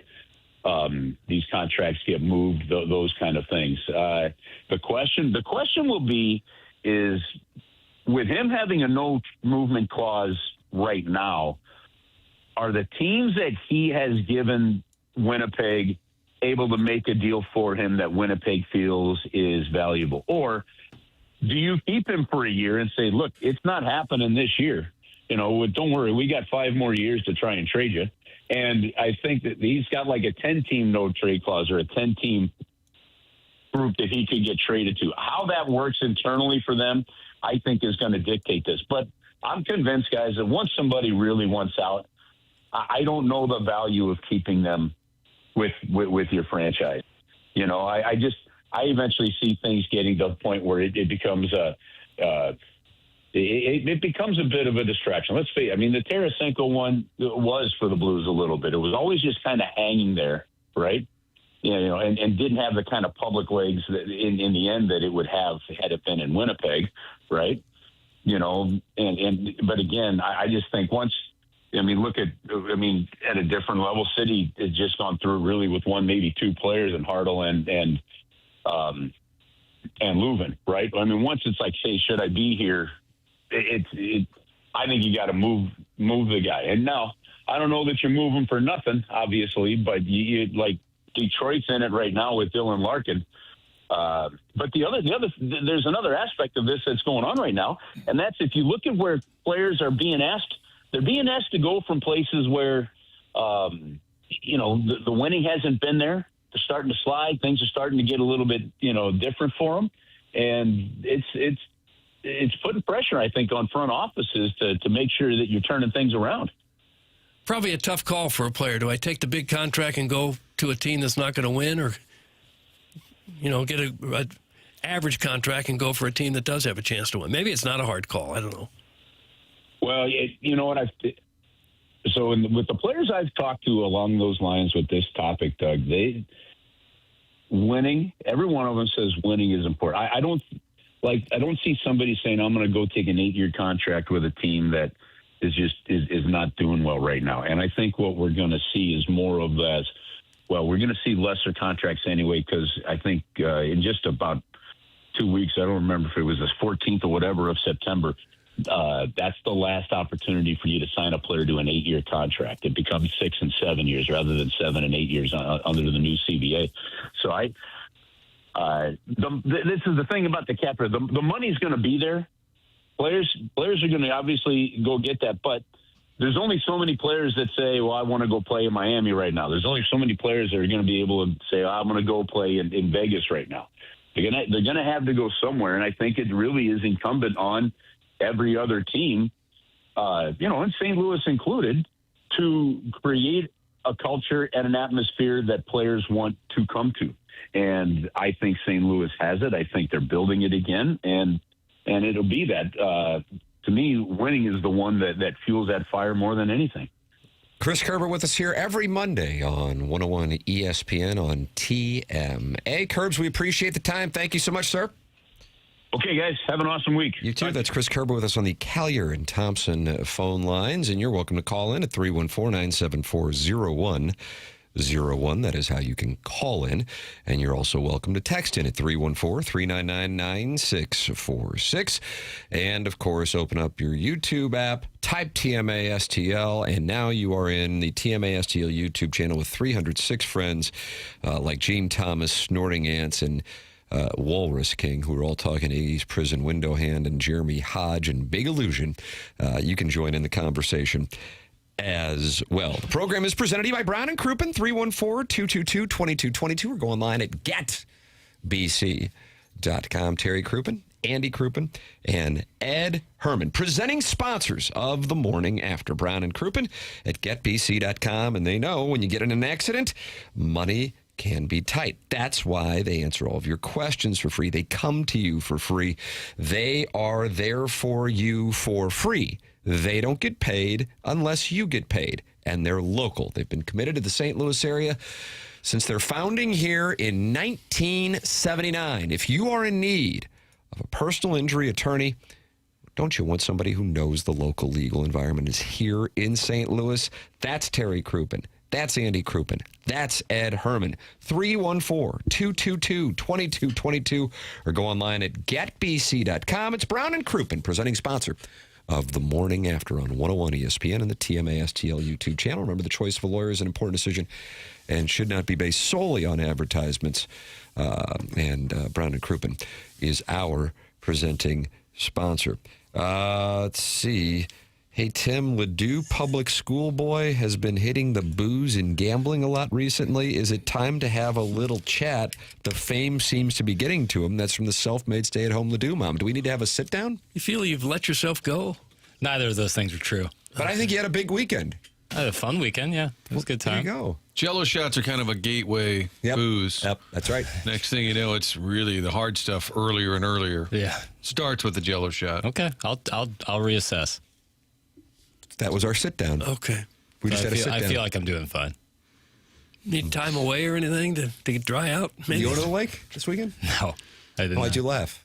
Well, I think because I just didn't go to the lake. No, I'm saying, are you going? Oh, you mean Labor Day weekend no. is like the... No, I wouldn't want to go. Wow! Why not? Wow! Are any of you guys going to the lake or have any interest in going to the lake? No, I wouldn't want to go. Okay, all right. I just wanted to make sure. Well, I wouldn't want to go. I'd like to go golf. Yeah, right. You know you're not going, so why not just say, yeah, I'd love to go? Because then Dan Jansen might hit you have to go. No, I will not be going to the lake, nor do I feel like I need to dry out. I feel like I'm doing just fine. Self-made stay-at-home Ladue mom sensing something. Yeah. Okay, what is her Don't word be in gospel? denial. She's not even a woman. Wow! Yeah. The most important thing is to this cat's not recognize that you have an issue. Right. Yeah. Acceptance is the first step, but good thing I'm doing just fine. F yeah, boys. Let's have a great week. It's from the 636. How about that? There we go. Now we go. 3-day weekend coming. Labor Day coming. College football is her. Cardinals are only 5.5 back of a wild card spot. Or is it 5? I think it's 5. All right. Here, we've just picked up a half game. Mm-hmm. Just in this segment. Yeah. Just a big W. See? Here we go. Let's go. You got McGreevy, Quinn Matthews, a couple of SoCal guys pitching Tuesday, Wednesday, Dodger Stadium, and then TBD. Well, the Dodgers may not play with a whole lot of gusto. They're just kind of on coast till they get to the end here. The Cardinals will face Yamamoto and Skubal, so that'll be fun. Well, I hope they're on pitch counts. Does it seem like anyone's on pitch counts other than Cardinal pitchers? I guess maybe some of them are. They probably are. It is frustrating. Asshat. It's from the self-made stay-at-home Ladue mom in response to Jackson. So she is not supportive. Whatever. Okay. Why would he get called a name just because he's having trouble with the bottle? I'm not having trouble with the bottle. That's nonsense. Oh, that's right. I knew it was one way or the other. Yeah. Hey, Doug, your laugh is cute. That's from Doug's tape measure. That I agree with. That's Did ever tell you that? statement. No, they haven't. I'm so horny for this weekend. That's from Doug's left pinky toe. For this weekend, he's announcing that 5 days out. You don't know that's a he. They're all he's, Tim, with but an exception or two. Do you like the Mizzou Thursday game? Yeah. I get it because of Labor Day. Season, yeah, it's fine. And then down 54 we go. Yeah. But is that catering to the students? Because if you're a diehard fan, would you rather go on Saturday? I don't feel one way or another about it, to be honest with you. I wish I had more conviction in my talk. take. That's the Jello shot talk. I just think it's a game against a You don't care about anything anymore. blood What do donor you team. care about? I do care. Well, you care about Friday, September 11th in Lawrence, Kansas at 7 p.m. That's a game I care about. That has Who's on more that call, interest. Martin? That's a Fox game, right? It is a Fox game. That's not a yelling guy back, is it? He's probably on Saturday at 11. Oh, that's Saturday, yeah. But But the opponent does have a lot to do with how excited you get about the game. And this is who cares? Well, why would you even schedule this game? Uh-oh. Gotta get a win? Well, that's cheap. What do you mean we have to get a win, so we're going to schedule a team that has no chance to beat us? Well, that's weak. The good thing It's is just every weak. other college football team does the exact same I know, thing. and it's weak for all of them to do it. I mean, what are we trying to prove? There's plenty of teams out there that could give Mizzou a decent game. Missouri State's going to Texas A&M this weekend. Gig 'em. Mm-hmm. Even that would make more sense. SEMO would make more what's sense. the spread Arkansas, on that? Pine A&M, Bluff, Missouri come on. State. Here's what I'll use as an example. This is my devil's advocate. Here's what I'll say. You've said. I know what you can say. This is what funds. It pays the bills. And you can say, oh, good for you, Jackson. Nice soapbox, whatever. But Ahmad Hardy came from a school that would be exactly like a team like Pine Bluff or one of these lesser schools who need football so that you can get a guy like Ahmad Hardy who's clearly talented enough to be the best running back in the country at a school like Missouri. So you need those teams. If those teams just played each other, they wouldn't really have the athletic program. They need the money. Right. And you're helping them by paying them. Yeah, and yeah, it's mutually beneficial in an era where you can transfer left and right. I don't know. It just seems like it goes against the spirit of competition to play a team you know has no chance to beat you. I mean, why don't varsity high school basketball teams play seventh grade teams? Okay, well, the seventh graders are building players that we might use later. It's just But it goes against the competition. They're all in the FBS. It's not like they're playing teams that are D2 or D3 teams. They're playing the FBS teams. No, well, yeah, but they should play more teams that are at their caliber. It'd be more interesting for everybody. I would agree, but they'll play 9 SEC games this year too. Doug, the 662. Where's the 662? I assume that's San Diego. The 662 says Dorkwitz needs these games to keep his bowl streak alive. That's from the 662. No, I know that's all true. It just doesn't. It doesn't make for very interesting games, and that the whole point of this is to be entertainment, right? I largely agree with you, Doug. Also keep the games on campus, but it's a 9-game conference schedule, so there's less blood to be given going forward. That's from Alan Dadeville, loves the Georgia Bulldogs, cha-cha-cha-cha-cha.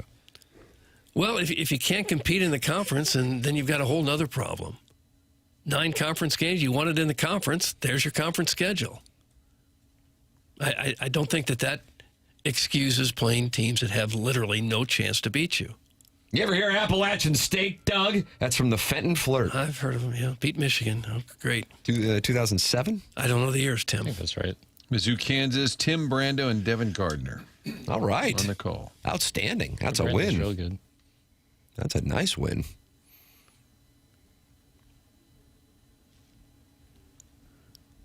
These games make us feel like we're relevant, playing a bunch of nobodies because we can never stand up to the strength of the SEC. That's from Andy Pants. If Missouri loses, their season's over. That's from the 3 and 4. They would just run out to the back end of the tunnel and never come back out? That might be a little drastic. These games are for everyone. The lower schools get exposure and the big programs get wins and stats. That's from Marcia's collage program. No kidding. You're the first one who's ever decided that. No kidding. It's still lousy entertainment. It could be fantastic entertainment. It isn't. By halftime, you'll say, what else is on? All right, it's 40-0. Wow, great. It's great for everybody. Yeah. Ever hear of Brian Quick, Doug? It's from Dale and Grubville. Yeah, I've heard of a lot of people. He was going to be a big deal, right? Still not over. Also, we'll see who wins the Liberatore-Rosarena trade. Jerry's still out. Starting to wonder about that. And Prieto's back, so we got a shot at winning the Flaherty trade. Got a shot. Although, would you ship him out and just add another catcher and just start saying, we don't need all these middle infield guys? Or play the catchers at the middle infield. They might. Like I've said. At this point, they might. Yeah. You're welcome to get involved at 314-399-9646. You can talk it over in the Forum Energy YouTube chat with your compadres like Kevin at the Lake, Jake in St. Genevieve, and Dr. Xander Malenthrop. And they're talking to Murphy VR and Big Illusion and, of course, the great Gene Thomas, who's having a great conversation with Percy Blumpkin. They're all in there, Doug. Okay. And they talk it over. But you can just watch it. You don't have to interact if you don't want to. But you can interact with the Design Air Heating and Cooling email today. Martin, that comes your way. I've got it at about 9:45 on the Polos Plus dossier. Can't wait. Can't wait. And it's brought to you by Design Air, longest-running sponsor of TMA. We love that loyalty, and it's great when we get the feedback from the listeners saying, I've got Design Air out at the house. Here's what my experience was like. Love those personal stories that you can share. We had them last fall installing a new HVAC unit. Absolutely no problems, and the entire process is pleasant. You don't say that a lot when you're making a big investment in your home, but it's a pleasant process because they're real upfront about what the options are, and there's never any kind of hard sell. Add this, no hidden costs. That's one of the reasons Seth Goldcamp has assembled this team, all professionals who get the job done. And when you're dealing with a heating and cooling issue, it can get a little stressful. You don't need any added stress. DesignerService.com, the website where you can sign up for a maintenance program. That way you're covered year-round, no surprises. You don't want that heating going out in the middle of the night or the AC in the middle of the weekend. Make sure you sign up at DesignerService.com. Their loyalty to this program and our listeners' loyalty to them. A lot of choices out there.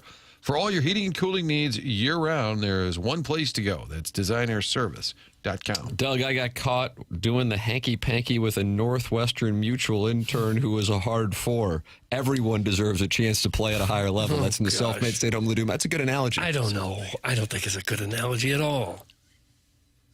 A hard four. What is it? How is that different from just a regular old four? Like there's no moving up? This is as good as it's going to get?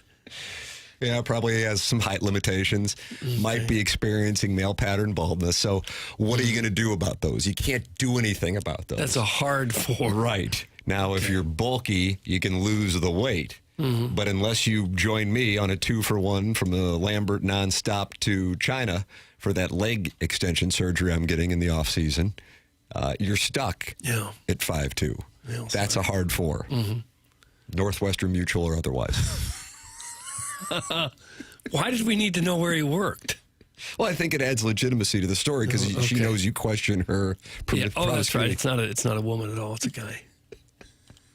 Shut up, Doug, and let us appreciate Mr. Tim while standing with Mr. Martin, obviously. Thank you, and stay cute. That's Brian Henshin as he gets ready for the Colts opener. Jackson's telling me we got a break. Kind of like at that tornado signal. He was picking up some steam. Is Tim limping to a break? I think he is. It's TMA 101 ESPN.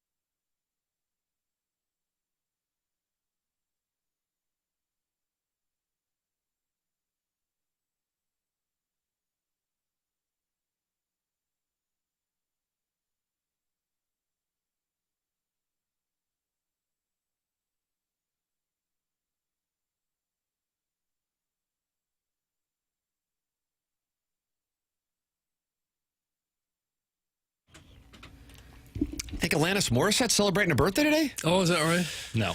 Okay. This song was number 1 30 years ago. No. Okay. Well, I can't get the... Alanis Morissette stepped in for the Yeah Yeah Yeahs at the Olivia Rodrigo show this weekend? Mm-hmm. That's what we're doing. Who stepped in for... Is it Sandra Oh of the Yeah Yeah Yeahs? And that's Maps. Remember Maps? And that had a rebirth on TikTok. Remember that? Was that 2003? Maps? Famous guitar riff. Remember that? No, I don't. Whew. Sandra Oh is from Grey's Anatomy. Who am I thinking of? Karen O. Karen O. And are they related? No. And Sadahara Karen O spells it just O. Sandra O is O-H. There you go. That's how you know. Doug, was Sadahara O the Babe Ruth of Japan? That's what they used to bill him as, Lefty with a big leg kick. This program's called The Morning After. It airs on 101 ESPN and the TMA STL YouTube channel. We're in the Fisher Window and Door Store at 8 o'clock hour here on August 31st, 2026. Tim McKernan, Doug Vaughn, Martin Kilcoyne with you on the program. Jay Bennett Burkett is on the ones and the twos. Chairman Kurt is taking your phone calls and filtering emails the morning after at InsideSTL.com. That's the Design, Air, Heating, and Cooling email address, and that comes your way on the Polos Plus dossier at 9:45. And coming up also on the Polos Plus dossier, making his return to the program, the Colonel, Gabriel P. DeArmond, brought to you by James Carlton of the Carlton State Farm Insurance Agency. The Colonel will be with us at 9 o'clock as we are 14 minutes away from the Colonel's return for the 2026 National Championship season for Missouri. Their second national championship now that they won the 1960 championship here within the last month. I assume they're going to put up a big flag or a banner or sign, maybe, celebrating the national championship. I don't know. I know they're having a celebration of the team on Saturday, September 19th for the Troy game. Okay. I think Gabe had reported that it maybe a conversation he'd had with Laird Veets that this was not a high priority for the program. That's right. But I do wonder, and I know Eric Schmidt's a friend of the show, he got it passed as not a federal law, but whatever that would be, a proclamation at the U.S. Capitol. And then I wonder if Mizzou thought, all right, we don't want to be rude to him. We better carry through with this. I'm curious to hear what Gabe's take is on Colonel, this. Coming up here in 14 minutes. Cardinals are off today, but they did make news late last night with the call-up of Leo Bernal, Doug. So he, when the rosters expand tomorrow, will be up with the club in Los Angeles and will make his major league debut against the Dodgers. He was hitting 278, 16 homers, 77 RBIs. He's got an 831 OPS and 101 AAA games this year. Yeah. Good hitting catcher. I think the job's there. It's available to somebody who's going to step up and take it. Which is funny because they already have 3 catchers on the roster, but they're still looking for a catcher. I think they thought Crooks would hit a little bit more than he has. And you got to have somebody who can throw out a base runner, too. And then Raniel Rodriguez just continues to just tee off. God. Just continues to tee off. That is something to be super excited about. I realize a portion of the fan base follows the minor leagues, and now we're talking AA here, too. We're not talking AAA. Super closely. And then I think the majority of the fan base, of course, doesn't. Totally understandable. But for those of you who do not follow what's going on with this guy, number one, former Cardinal Ryan Ludwig, who is with the organization now in a developmental capacity, was on with BK and Ferrario, and I don't want to misstate it, but paraphrasing, he says he's the best natural hitter they've seen in the organization since Albert Pujols. So that probably drives it home. But in addition to that, Martin, as you're talking about, hit his 24th home run of the season and his 20th for AA, and he is the number 18 prospect in all of baseball, and is just absolutely raking. It's something else to behold. And Jackson, he's a catcher. Love it. Bernal's young. I mean, he's 22, but that Rodriguez is, 19? Maybe that's your tandem. Maybe moving forward, you got to find a spot for Herrera. Bernal's a switch hitter. Panamanian, much like Herrera, Doug. Get to know Leo Bernal. Oh, okay. I would always enjoy a good Jay Randolph. And this young man makes his home in Louisville, Kentucky in the offseason. Born in Charlotte, North. I like a good folksy read on their background. But Leo Bernal will call up here. I think if you're Crooks, you're starting to wonder if maybe you're not the future here. Yeah. Since July 25th, here's Rainiel Rodriguez's statistics. Dougie's had 99 plate appearances. He is hitting .472. That's like what you do in high school. Yeah. If you're one of the better players. Yeah, really good player. He's got an OPS in that time of 1,460. 10 home runs. He has struck out 8% of the time. And this is a 19-year-old at AA. This is big boy stuff. Yeah. It's not bad. And by the way, those stats were tweeted out by a gentleman of by the name of Kareem. His Twitter handle is Kareem SSN. He's the founder and the site editor of Card Prospects and host of the Birds on the Farm podcast. And that was on August 25th. So those numbers are actually better because he had more home runs over the weekend. If you're a media person in the business of the Cards minor league system, now is a good time to be in that business. Getting a little bleak there a couple of years ago. I wonder if they'll move Rodriguez up to AAA now that Burnell is coming here. Get him a month or at least a couple of weeks of that AAA action. Maybe it doesn't make sense to move anybody at this point in the minor leagues. I don't know. Only .472. That's not even 50%. That's from Jackson Soyboy. Now we're going to nitpick his on-base percentage? That's his batting average. Okay. Yes. He's not hitting 500, Doug. Doug, Herrera to left field. That's from the 314. Yeah. Might happen. Baez to center? I don't know that you can do that yet. Church has been pretty good second half of the season. He's come on pretty good. In the air, left field and gone. More excitement, please. I'm not sure Herrera can handle left field well enough. Again, Papers. This is a home run call? In the air, left field and gone. Yeah, see, you got to put a little bit more into it. I think that's on the old resume tape. Mm-hmm. Maybe in an industry that rewards yelling, maybe that's the new thing. Oh. Just go with that. I think he understated. He was frustrated with his club giving up a lot of runs, and there went another one. Hey, guys, when's the next TMA Live? That's from Kitty Bates. God willing, never. Really?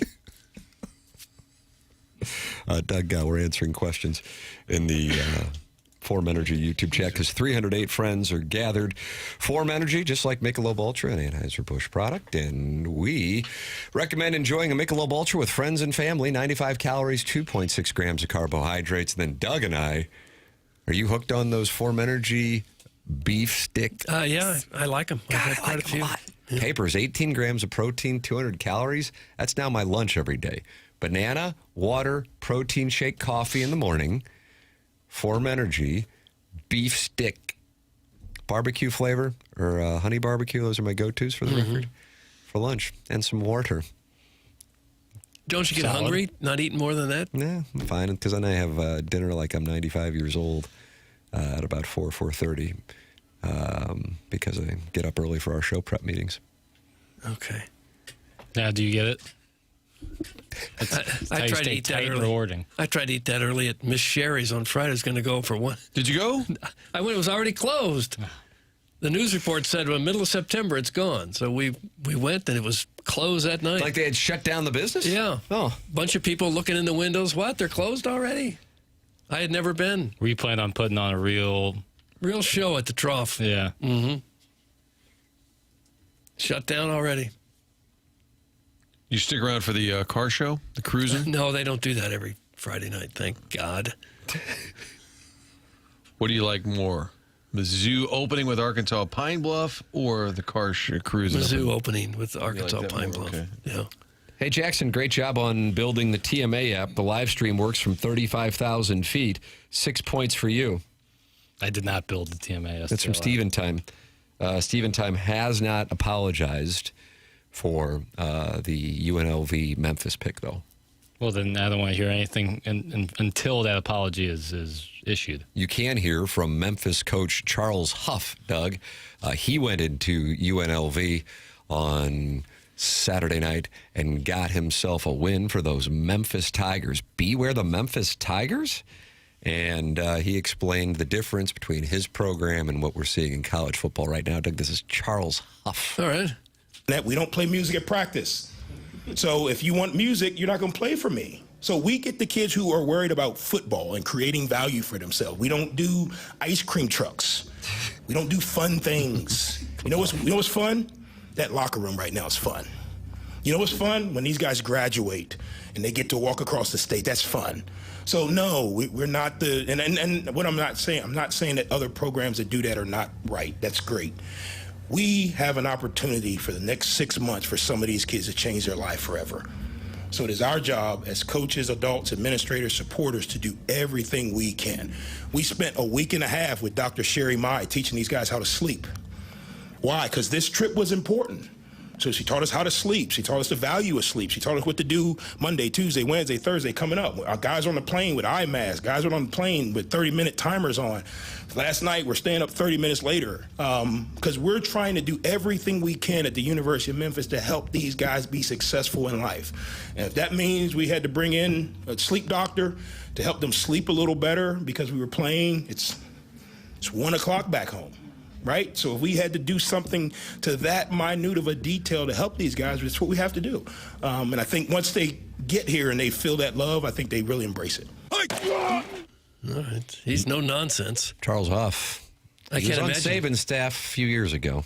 He's a rising star in the college football world, and he got a win on, as a sheepy reporter said, that was a parlay buster Saturday night. The old parlay buster on Saturday nights. Okay. Yeah, Memphis, they have to travel to Boise State and Tulane, but they could be your group of 5 representative. The Tigers, Charles Huff, Doug. Especially now that they're sleeping so well. And they don't have ice cream trucks. Yeah. Or music. I can't imagine needing help sleeping. Although now you're going to sleep shame us. If you got insomnia, I guess maybe it's a horrible thing, but for those of us who close our eyes and we're asleep 30 seconds later, it's hard to imagine needing a coach. I like this guy. Fire, drink, and hire him now. That's from the Gray Summit Gray Goose Guzzler. Before the season begins, we've made a move. Stephen Time has issued a statement from 35,000 feet. That was a big, bad pick. I will be better. Stanford, plus 24 this weekend. Stanford taking on Nevin Shapiro's Hurricanes, Doug.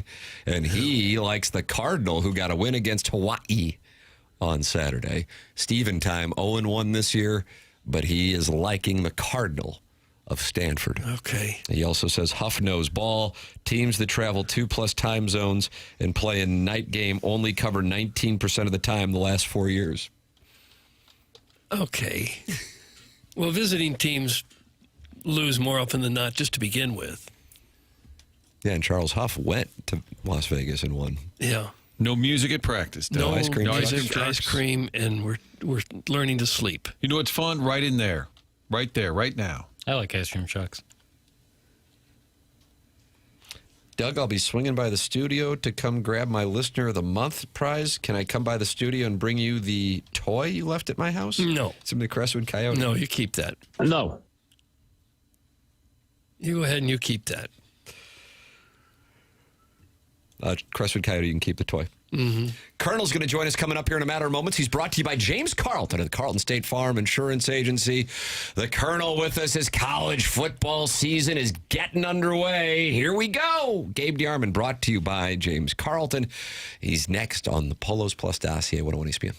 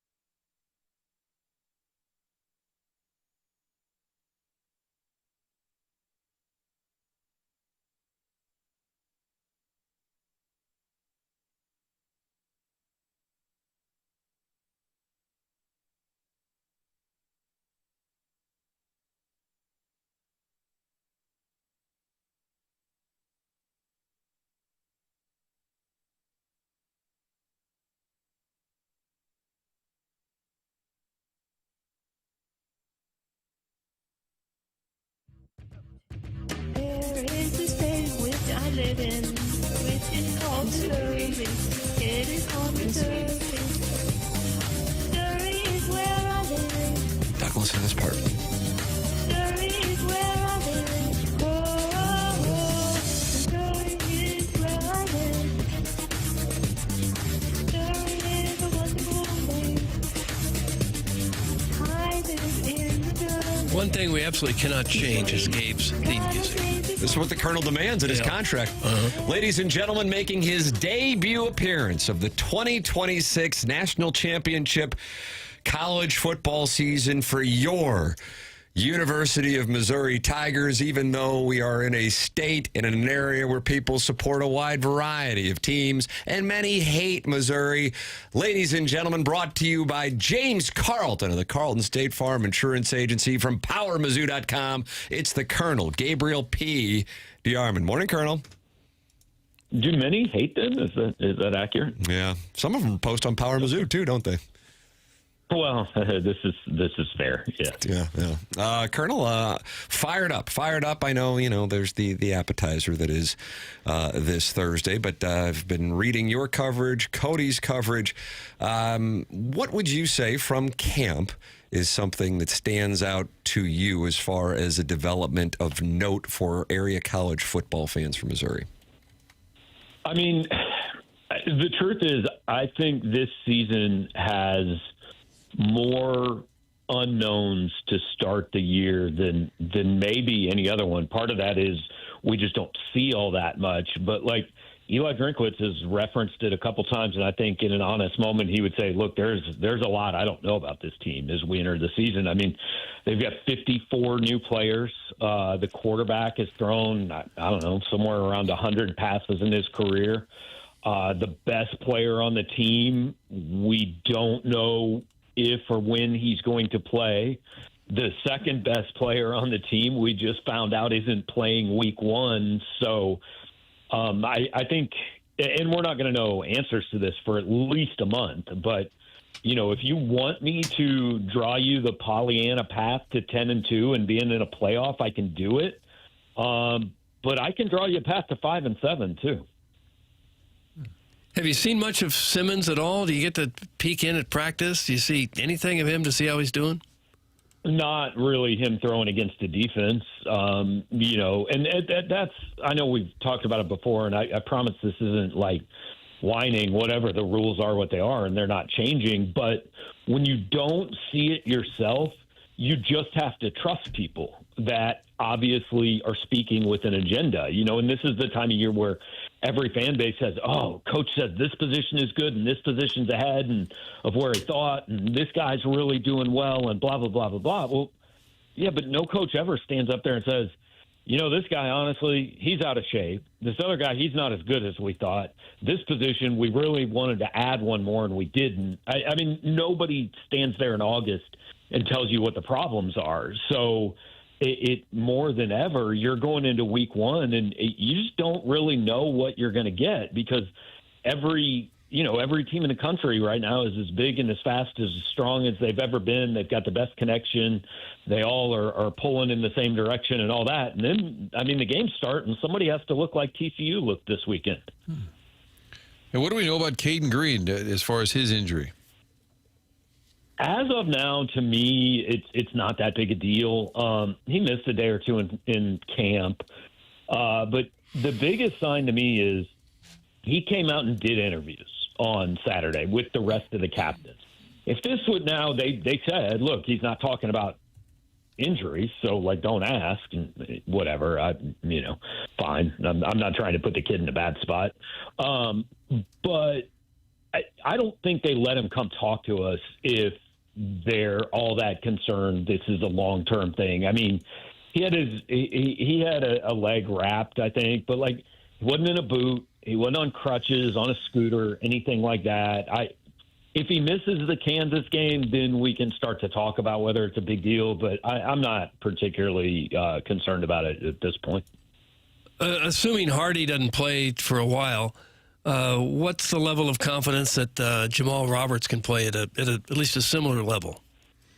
Well, I think Jamal Roberts can I'm not going to say exactly replicate what Hardy gave you. Like, I think I think he's the best back in the country. And so whoever takes his place, I think, is at least a little below. But, like, I think Jamal is good enough to be a good SEC starting running back on a good team.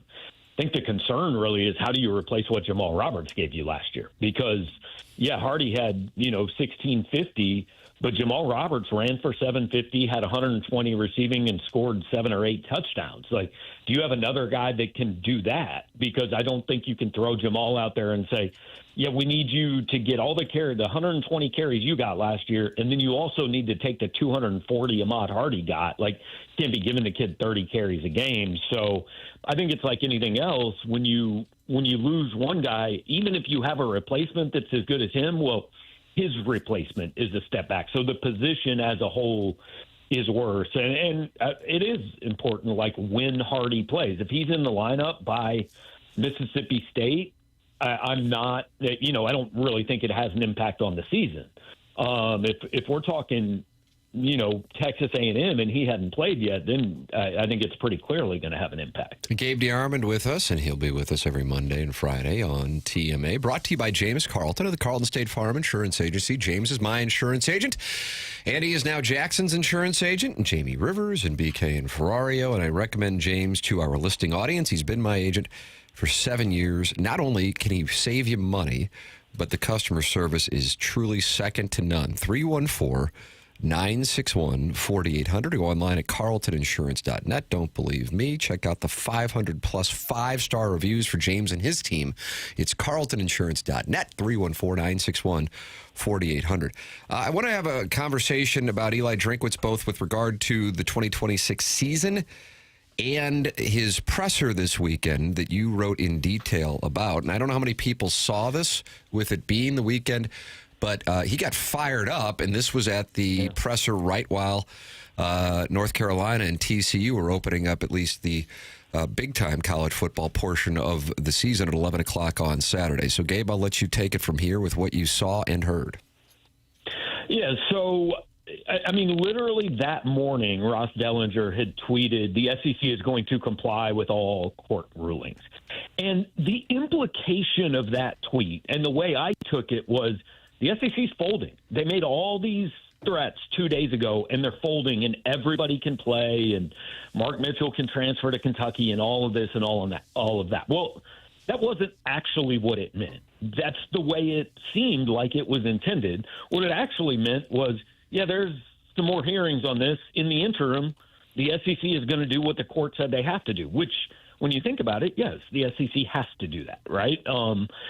But that was not the way Ross's tweet came across. And I don't think it was the way he meant it. It certainly gave the indication that the SEC is going to fold on all this stuff, which was pretty frustrating. And so, my question to Drinkwitz was just, hey, the season started 15 minutes ago, and we don't know who can play. Like, number one, is your roster set? Number two, how do you deal with all this? And he took those in reverse order. And, he, to his credit, he's been fairly outspoken about this for a while now. I think he used stronger language on Saturday than he has before. He called it a complete clown show. He said, some of us have been saying this for a while. They didn't listen. This is what they get. The unfortunate part is they is also you. And I'm not blaming Eli specifically, but the problem, we talked about this a lot, the problem here is nobody will do what's good for everybody. Everybody just has their own little factions and pockets, and, well, this is what helps me today, so I don't really care about you. The SEC and the Big Ten don't care about anybody else. And I know Missouri fans think I hate the SEC, but I don't hate the SEC, but I do think what the SEC and Big Ten have done to college sports is bad for college sports as a whole in the last few years. So, Eli's clearly frustrated. So is everybody. He's pushing this, Protect College Sports Act, which I guess that's what they all have to push because it's the only thing we have at this point. I have zero faith and have never had any faith that that's actually going to get through, the political bodies it needs to get through, because We know how politics work, and we saw it happen, and it's part of the reason it didn't get passed earlier is it's going to get close to the finish line, and then you're going to have people going, hey, what if we just sneak this into paragraph 372 and maybe nobody will – well, that's – so whatever. It's politics. That's how it works, but that's also a reason it's not going to end up working. You can't ask the government to fix this. The people in charge of college football or college sports, that is the coaches, the athletic directors, the presidents, the conference commissioners, like they have to figure out, hey, what works. Now, I think one of the issues is what they seem to think the next step is, all right, fine, we're just going to make our own rules for us. Like the SEC will have our rules and the Big Ten will have their rules, and we'll just govern ourselves. I don't know if that fixes any bigger problems. But the other thing Eli said, and I respect him for this, is he said, look, if they tell us we can add these players, I'm going to try to add these players. Like, my job is to win. That's what I'm paid to do. That's what the fans want from me. So I will operate within whatever rules they give me that help me in winning games. And I think that's where all these coaches are. They know if they don't do it, well, somebody else is going to do it. The analogy I made last week on our show was you've put this cookie on a table and you've told all the coaches, now don't eat this cookie. Well, they're 6-year-olds. They're not capable of not eating it. They're going to eat the cookie when you leave the room. So the only thing you can do is take the cookie off the table. The Colonel, the great column this morning on Power Mizzou, by the way, the 10 things, I think, for Monday morning, August 31st, always something I enjoy reading as a subscriber to Power Mizzou. You get into your prediction for the upcoming season with regard to their record. I will not air that here because I know you have people who subscribe, and I am one of those, and very happy that I do. Here is where I am from a big picture standpoint on the upcoming season. I think that this is the opportunity for Eli Drinkwitz to establish himself beyond Missouri fans as being a legitimate force in college football, mimicking the compensation that he receives. Because in order for Missouri to have a good or great year with the schedule that they have, barring a huge surprise from a wide variety of teams on that schedule, he can't get to a good or great year without beating a team that is currently highly thought of by everybody in college football. Again, those seasons could collapse for take your pick of Georgia, Texas, Ole Miss, Oklahoma, A&M. That all can happen, and Florida could wind up being great, or take your pick, Mississippi State could, whatever it is, something can happen. But with that said, there are too many big time opportunities and big time landmines, if you look at it that way, for him to get to Missouri got there, but they didn't beat anybody. So this is that opportunity. And I saw in your column you think he is a very bright guy, think he has much to offer beyond just being a head coach when it comes to college football.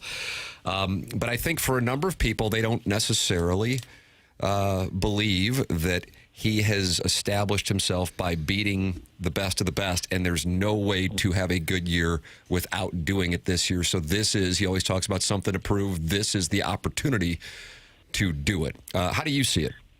Yeah, and he's been self-aware about this. He's talked about it all off season. I think what the narrative on Drink right now proves is how short people's memories are. We'd never beat anybody any good. In 2023, Kansas State was number 15 when he beat them. Tennessee was number 14 when he beat them. And then he went and beat Ohio State. And I understand they didn't have Marvin Harrison. They didn't have their starting quarterback. They didn't have the starting quarterback by choice. But whatever, you play the team that's on the field. So he beat 3 top 15 teams that year. But it was now almost 3 years ago. So now the narrative is he can't do it. The other, and I find this one just an extremely unintelligent argument, he hasn't beaten a team that finished with the winning record in the SEC. Well, there's only 8 SEC. Dave just called me unintelligent right to my face, and that's why I love the Colonel. That's why I love the Colonel. If you beat, I mean, look, if he beats, and there are multiple teams he's beaten that have finished 4-4 in the SEC. The reason they didn't have a winning record was partly because he beat them. If he loses that game, they're 5-3 in the SEC. So I think it's this arbitrary line that we draw. The truth is Gary Pinkel didn't beat very many of those teams. And I've said this over and over and over.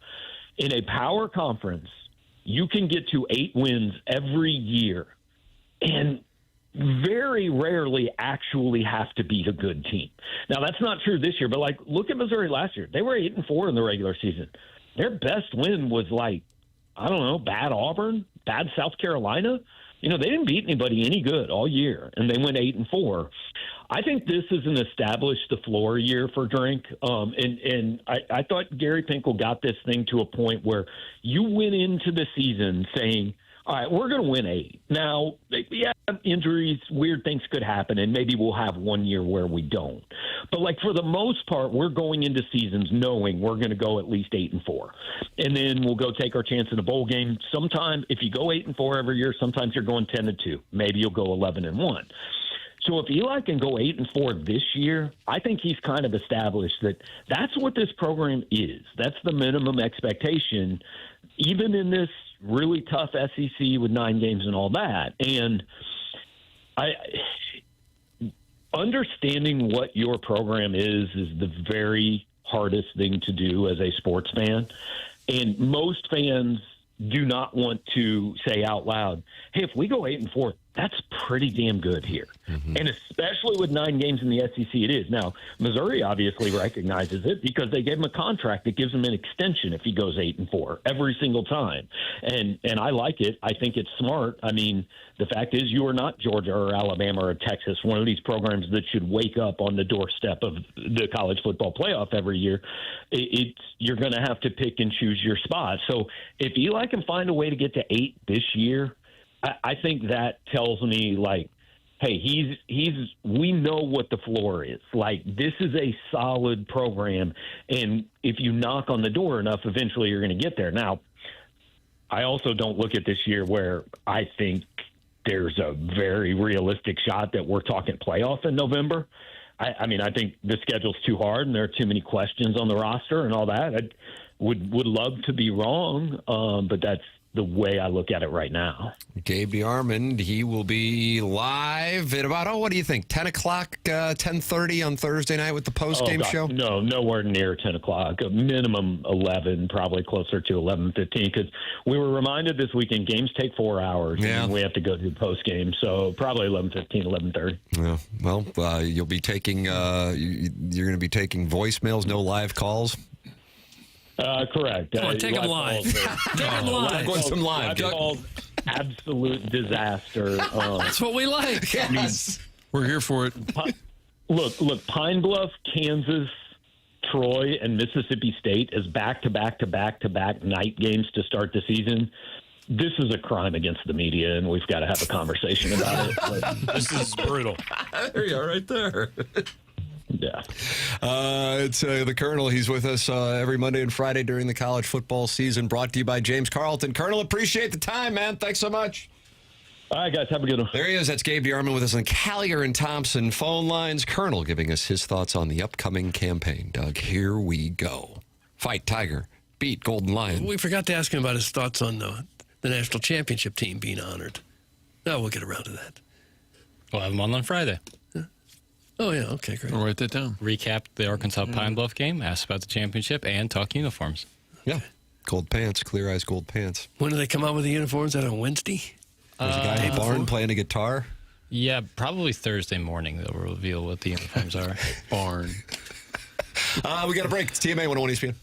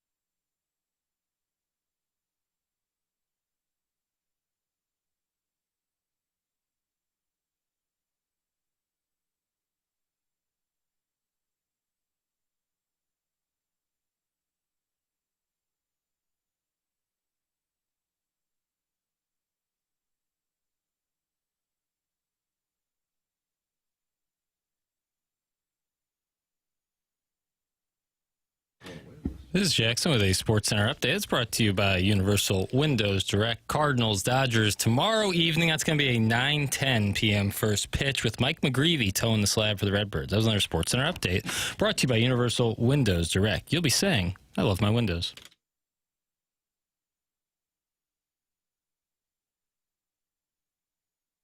Where it's at. Nice.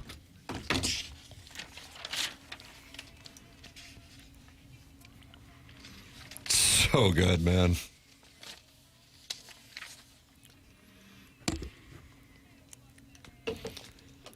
I don't know how that fits in. So good. You have to wash the hands before they play.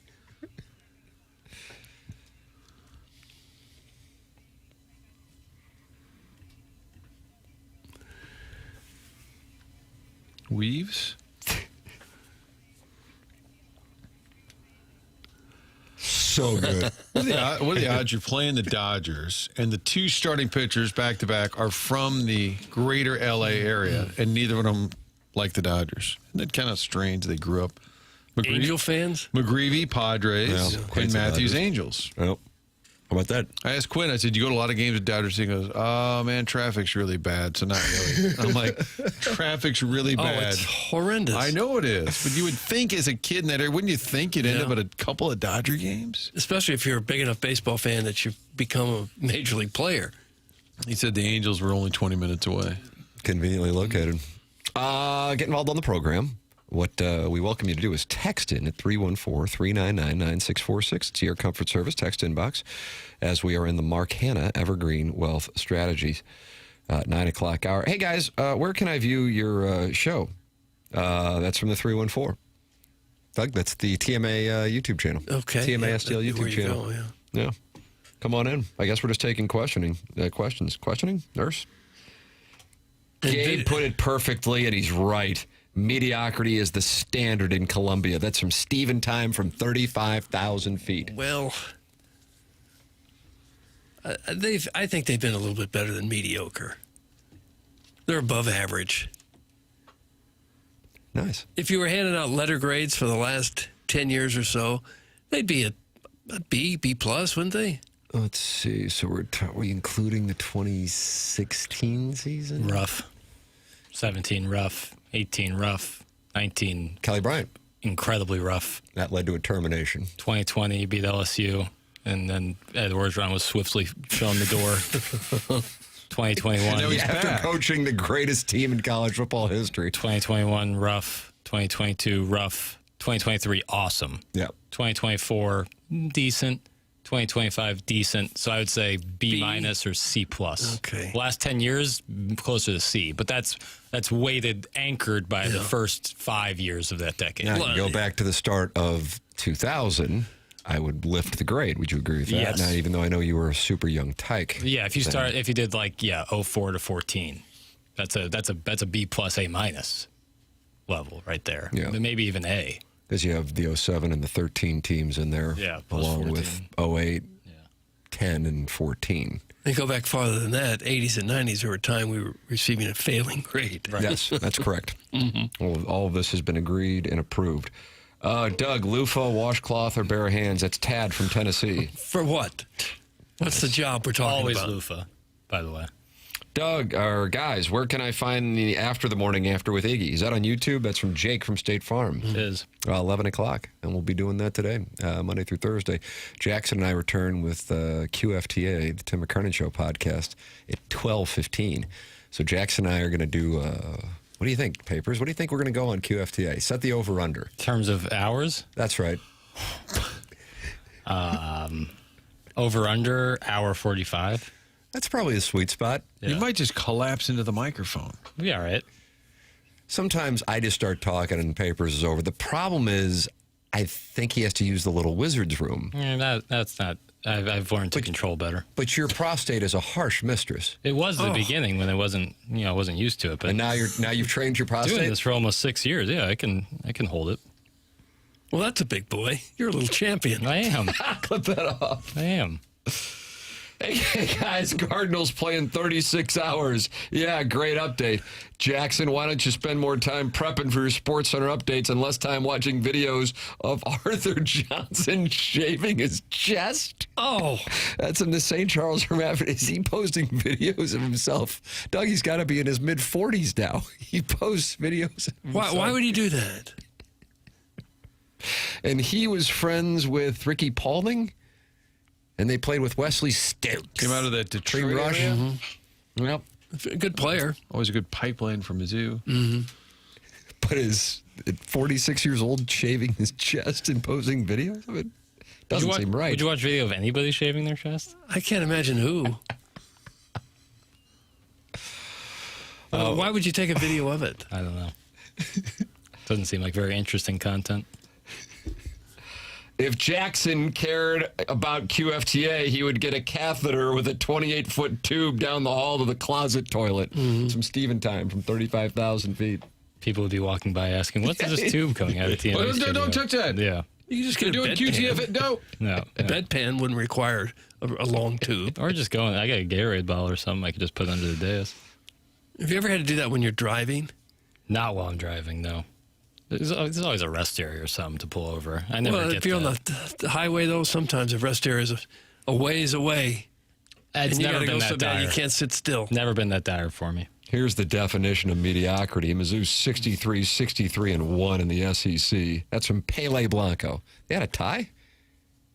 I don't remember any ties. They tie Auburn one year? Oh, yeah.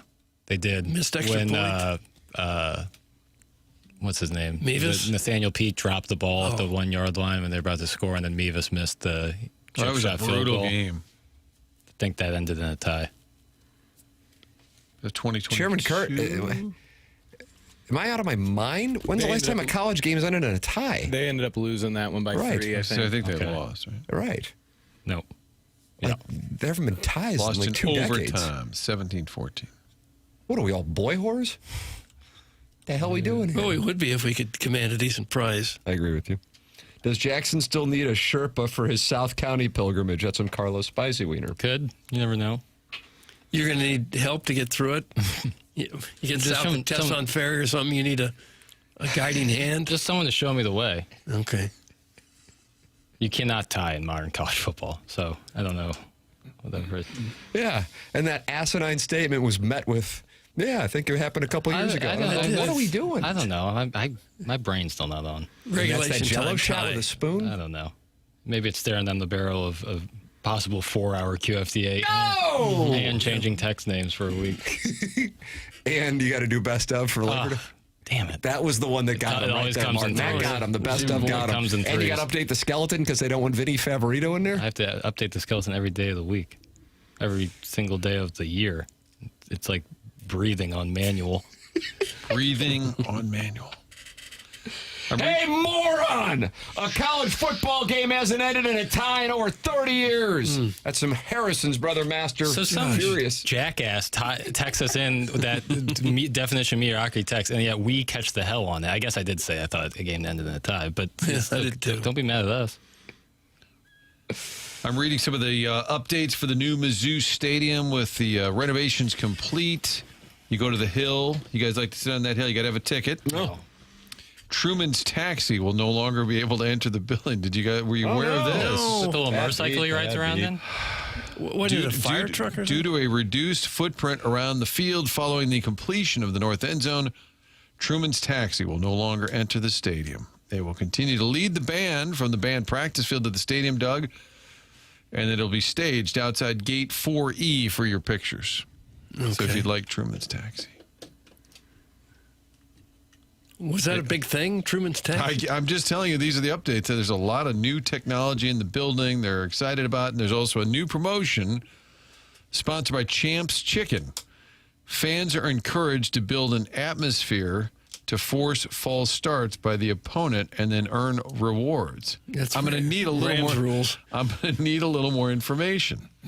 Champs Chickens, fans encourage, build an atmosphere to force fall. Isn't that every home game? Faith, Everyone? character, core values, and team first. Those would be the 4 pillars. Yeah, there, Doug. All right. And earn rewards. Does it say there what the new seating capacity is? 63 and change. Up from 62. So I think it added a little less than 1,000 seats. Go Tigers. Beat Golden Lions. How'd that video, the spotlight and all the lights and everything, look pretty sweet. Oh, it looks great. Yeah, it really does really look cool. great. God bless. Tip of the cap. Doug, if you have a bad break room situation, I've got a solution for you. It's called Cardinal Vending. It's Daddy Padres. Oh, okay. First, the guy wins the chalice, then he fixes your break room. Daddy Padres family business. It's Cardinal Vending. Online at cardinalvending.net. Family owned and operated with 3 generations working in the business. Proudly serving the St. Louis area since 1987. If your office break room could use an upgrade, Cardinal Vending can help. It is no longer just traditional vending machines. Cardinal Vending is a big difference and a huge upgrade. It's also going to save you money because you're not going out to eat for lunch, and you can eat healthy if that's the direction you would like to go. Cardinal Vending offers full-service vending, modern self-checkout micro markets, AI smart coolers, and premium office coffee service. They can convert your existing break room into a modern micro market at no cost to your company. Today's workplace break room is more than chips and candy. Cardinal Vending offers fresh salads, wraps, sandwiches, fresh fruit, protein snacks, healthier options, plus all your favorite beverages and snacks. They handle everything for you, from installation and setup to stocking, maintenance, and ongoing service. Go online at cardinalvending.net. If you'd like to call them, 636-343-8866. That's 636-343-8866, cardinalvending.net. We have the Design, Air, Heating, and Cooling email of the day coming up. That's on the Polos Plus dossier. This is the Morning After 101 ESPN.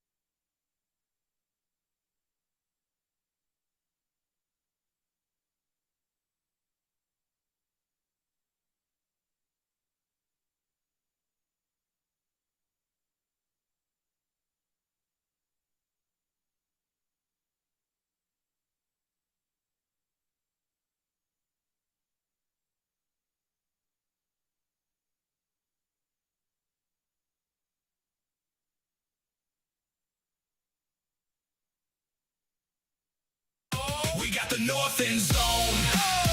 All ready to go. Is this a new beat? Yep. Chairman Kern? Rogers and Hammertoe? Bingo. Rogers and Hammertoe's back. He sent this to me a while ago. I was just not good at my job and didn't play it. Doug, listen to this. The Rock Am is still in the house. You come to visit here, you leave on the outs. Here comes the show. The defense may be a question mark, but maybe Darius Smith can light a spark. We got the North End Zone. All ready to go. All ready to go. Y'all getting ready. Here comes the show. Yeah, the boys are getting sweaty. Here comes the show. We got Blake Craig ready to kick. Oh, Blake Craig's ready. Yes, he is. God, anybody with Bobby Boots. Bobby Boots. God almighty. Yeah, that actually drops the letter grade to a B-. Because he was on the roster? The reason that how he was somehow able to be the guy who was the main place kicker for Missouri, or any SEC, or any, honestly, Division I program. And you couldn't get anybody better on that whole campus to come and kick. No. Not a soccer player to be found anywhere. It was Papers is in a dark place over Bobby Boots. He's gone. Don't worry, he's at UC Santa Barbara now. Yeah. Peace and love. Blake Craig is your guy. Love Blake Craig. He was hammering him in before he... They have two backups now, and one of them does have... I think it might be SEC experience, but either way, it might be from Florida State, actually. As soon as Blake Craig kicks the ball off to start the game, he needs to immediately sprint to the sideline, back to the bench. Just to hide. Hide behind Caden Green. If you give up a touchdown on a return, so be it. Maybe after he kicks, he could just kneel down and go into a tuck position. That would be fine. Or disappear below the field like a performing artist. Oh, yeah. Tim, you forgot another new Mizzou Stadium update. Now, when fans order concessions, their meal order is automatically renewed for the next home game in order to pay for Elias' lifetime contract. It's only fair. That's from Steven Time, who is aggressively shorting the Missouri football market. Great hot dog at Farout Field. Yeah, really good.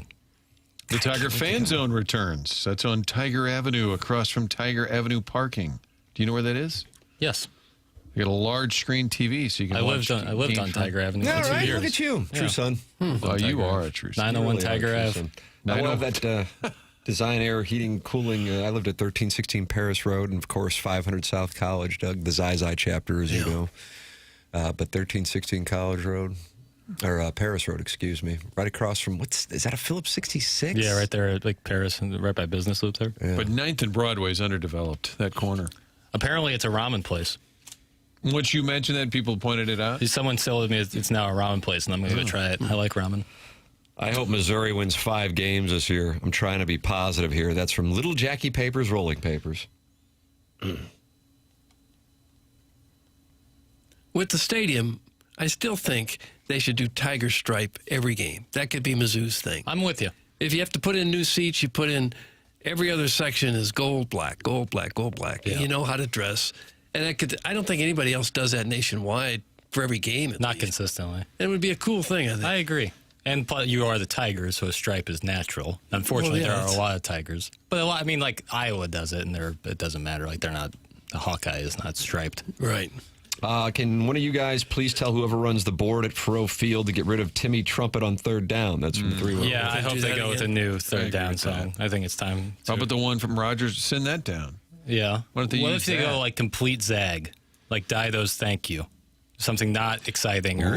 Look at that. My tea's gone cold. And maybe they could really throw people off. Maybe if it was a big 3rd down, you could use it, but just not every single time. Yes. No, Timmy Trumpet. If not every really 3rd down. Missouri, Texas, and all of a sudden in the 4th quarter with the game on the line, 2 undefeated programs, heads up, of course, 11 o'clock kick, and you hear Dido and Thank You. Doug, that would freak out Steve Sarkisian. Okay. Listen to this. Arch Manning wouldn't know what to do. If this played on 3rd down. Time out. What in the... They just burned a timeout. Think about it. That's the move. Just a really random, instead of a hype song. Hey, fellas, attended the St. Mary's Sports Trivia this Saturday. I thought my eyes deceived me when I saw the one and only Libby Jack. I was too afraid to talk to such a high-ranking celebrity, but I did see him hanging in the back signing autographs after the festivities concluded. That's from the 314. celebrities, they're just like us? I was at St. Mary's. I Were you did not. St. Mary's, the South Side? That's right. Real South Did you have Side. security? No, I know. It's crazy. You had to think about it.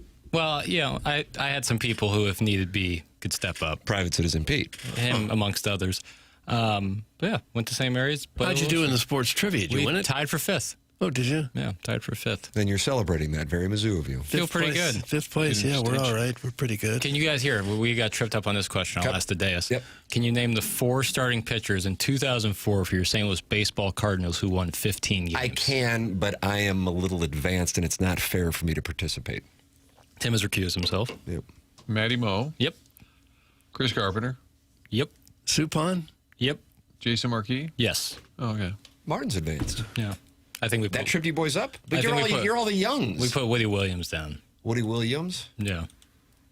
What do you have, like 13 or something? Probably right there. Yeah, right. Well, we were tripped up too because we didn't know if Carpenter had been traded to the team at that point. The Blue Jays. He was here all hurt. of 03 injured. Right. That's where we confused. We thought he was injured in 04, and that's how the Cardinals got him, but he was injured in 03. Late. Right.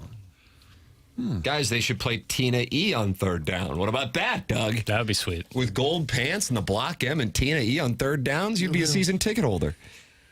I don't know how anyone would get a first down if they did that. That would stop them. At least they'd pull them off sides and you get a discount at this chicken restaurant. The whole team, the whole stadium would go. Yep, Mike Elko wouldn't know what to do. Yeah.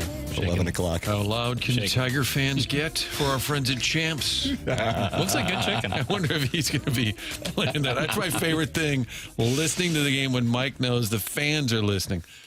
How loud can you get? But then I'm like, isn't it on a delay? And then they get a false start for the next. He plays in the bathroom, so maybe he's talking to the fans in the latrine.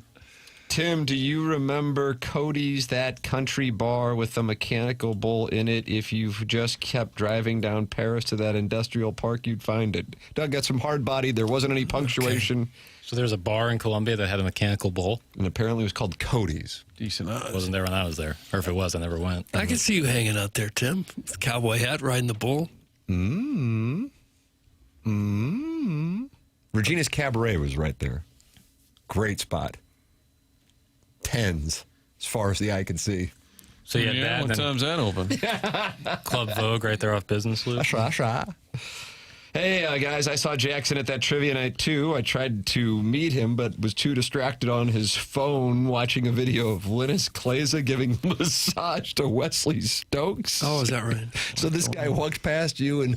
Yeah, I was buried in my phone looking at, 90s Tigers highlights. Of course, born in 98. Not highlights. It was just Linus Kleza giving Wesley Stokes a massage. Oh, yeah. That was the content they did often in the 90s.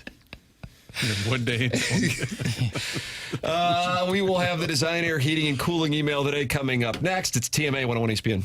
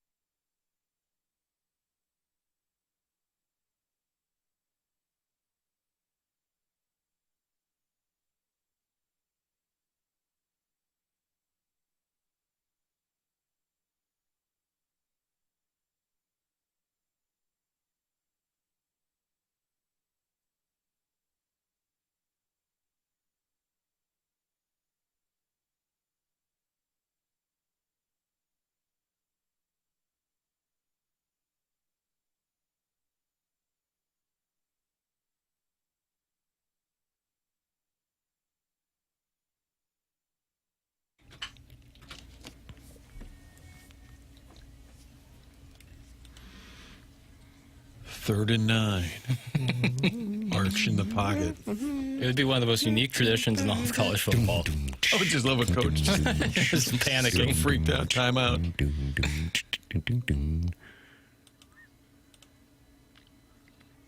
Just play Timmy's trumpet. Yeah, Timmy's trumpet. Timmy the trumpet. Doug, guess what it's time for? What? Design, Air, Heating, and Cooling email today. Oh, that's right. Okay.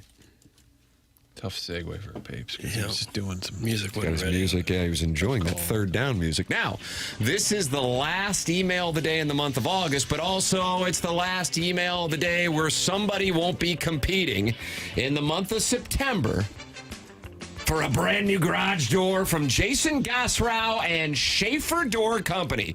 Jason reached out to me Thursday, I think it was, Doug, and said he would love to give away a garage door, a brand new garage door from Schaefer Door for the winner of the email of the month. So those of you who are looking for a brand new garage door from Schaefer Door, email in starting tomorrow, and maybe you win the most emails and therefore a brand new garage door from Schaefer Door Company, where I just got a brand new garage door last month. It's Schaefer Door Company online at SCHAEFER door.com. That's 1F, SchaeferDoor.com. That new garage door I have, oh, it purrs like a kitten. It couldn't be any quieter and more effective. And I worked with Jason Gosrow and Schaefer Door Company. 636-782-3608. SchaeferDoor.com. Schaefer Door, a Clopay Master Authorized Dealer, and giving away a brand new garage door for the Design, Air, Heating, and Cooling emailer of the month in the month of September. So send yours in starting tomorrow, the morning after at InsideSTL.com. Morning, gents. New garage door, huh? The prize train is gearing up to leave the station and chugga choo choo. I'm all in for this bad boy. My current garage door situation could be best described as Cardinals baseball. Sometimes it's up, sometimes it's down, but we all know it ain't working in October. Time for a rebuild. My door, not just the birds, now a game plan to get there. Witty and relevant emails, consistently making fun of Jackie, reference a current sports event, and always throw shade at Sharon and Clayton. That's the recipe for success, boys. Let's get cooking. That's from Bro Fallon. Your 4-car garage door in Clayton doesn't qualify. Suck it. Bro Fallon. Yep. The end of August. School is back in session. A Sunday morning at Lambert. You could set your watch by it. A fleet of new money stepdads in Patagonia vests, boarding passes in hand and escorting their stepsons to Boston, New York, and San Francisco for their first year at university. They make their way through security with Louis Vuitton bags in hand and a sense of relief right up until the Starbucks line, where the barista calling out orders turns out to be the team's real dad, sliding the coffee cup across without making eye contact. Ready for your first year? I'm so glad your dad could be a part of this special day, the stepdad says. Meanwhile, those same corners of the country seem to be running a reverse shuttle to St. Louis. Incoming Sunday flights were filled with the worst of the worst students taking their talents to St. Louis area community colleges, while arriving to a full welcome committee of a line of rusted yellow buses, barking bomb-sniffing dogs, and FEMA volunteers handing out sack lunches. In an unrelated announcement, Mayor Spencer's office confirmed a new, quote, Sister Cities student exchange that, quote, strengthens ties with our coastal partners while addressing staffing shortages in the regional quick service dining sector. That's from Stephen Time for the Brothers Time Incorporated. Doug, think about it. Stephen Time.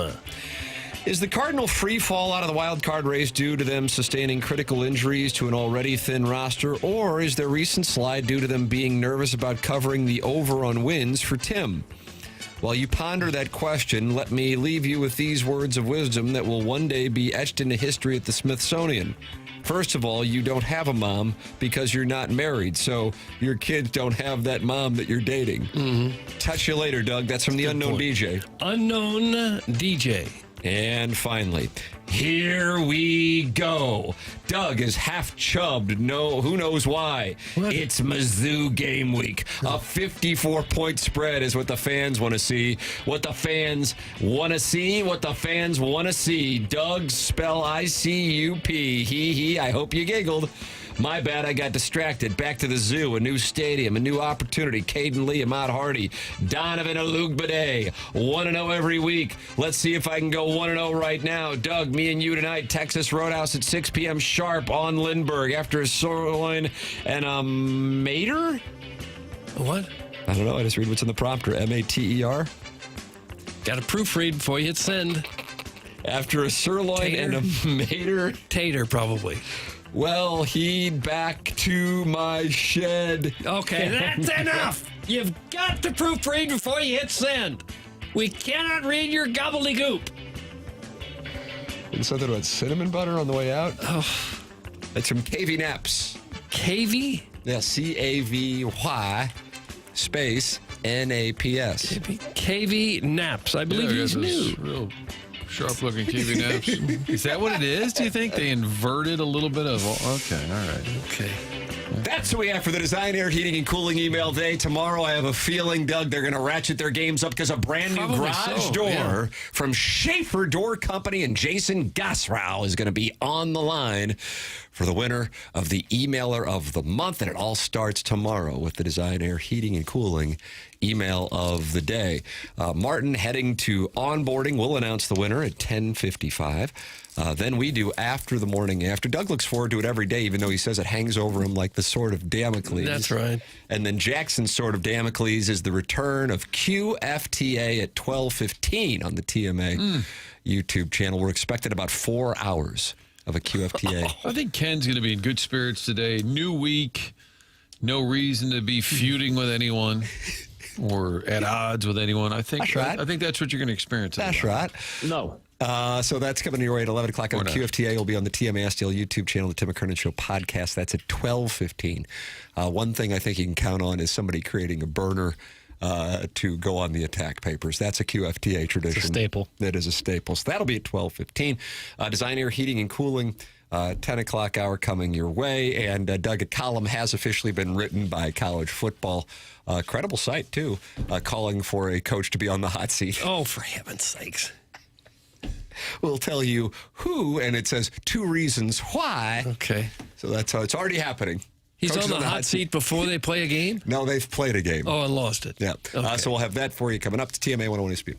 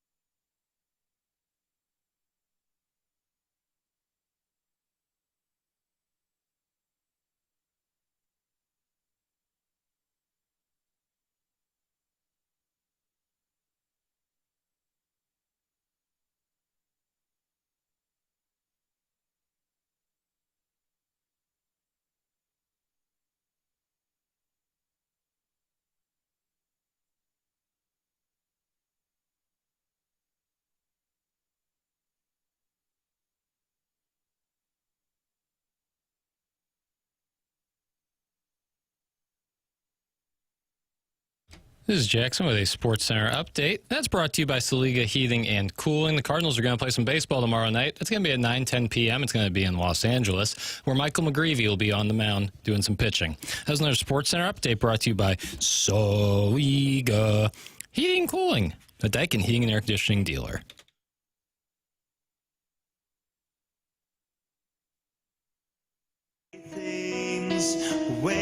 TMA 101 ESPN. Tim McKernan, Doug Vaughn, Chairman Kurt slides into the dais in the 10 o'clock hour, which is brought to you by Design Air Heating and Cooling. Little Jackie Papers on the ones and twos here.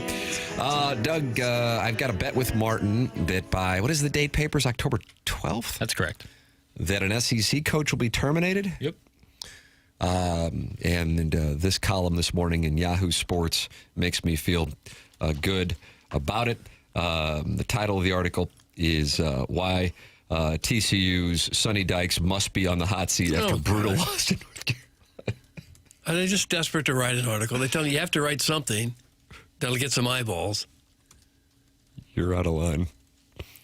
It's just a matter of who's it going to be this time next week. But you know what? Papers will be off, so it won't matter. That's right. You'll be on a jet ski at the Lake of the Ozarks.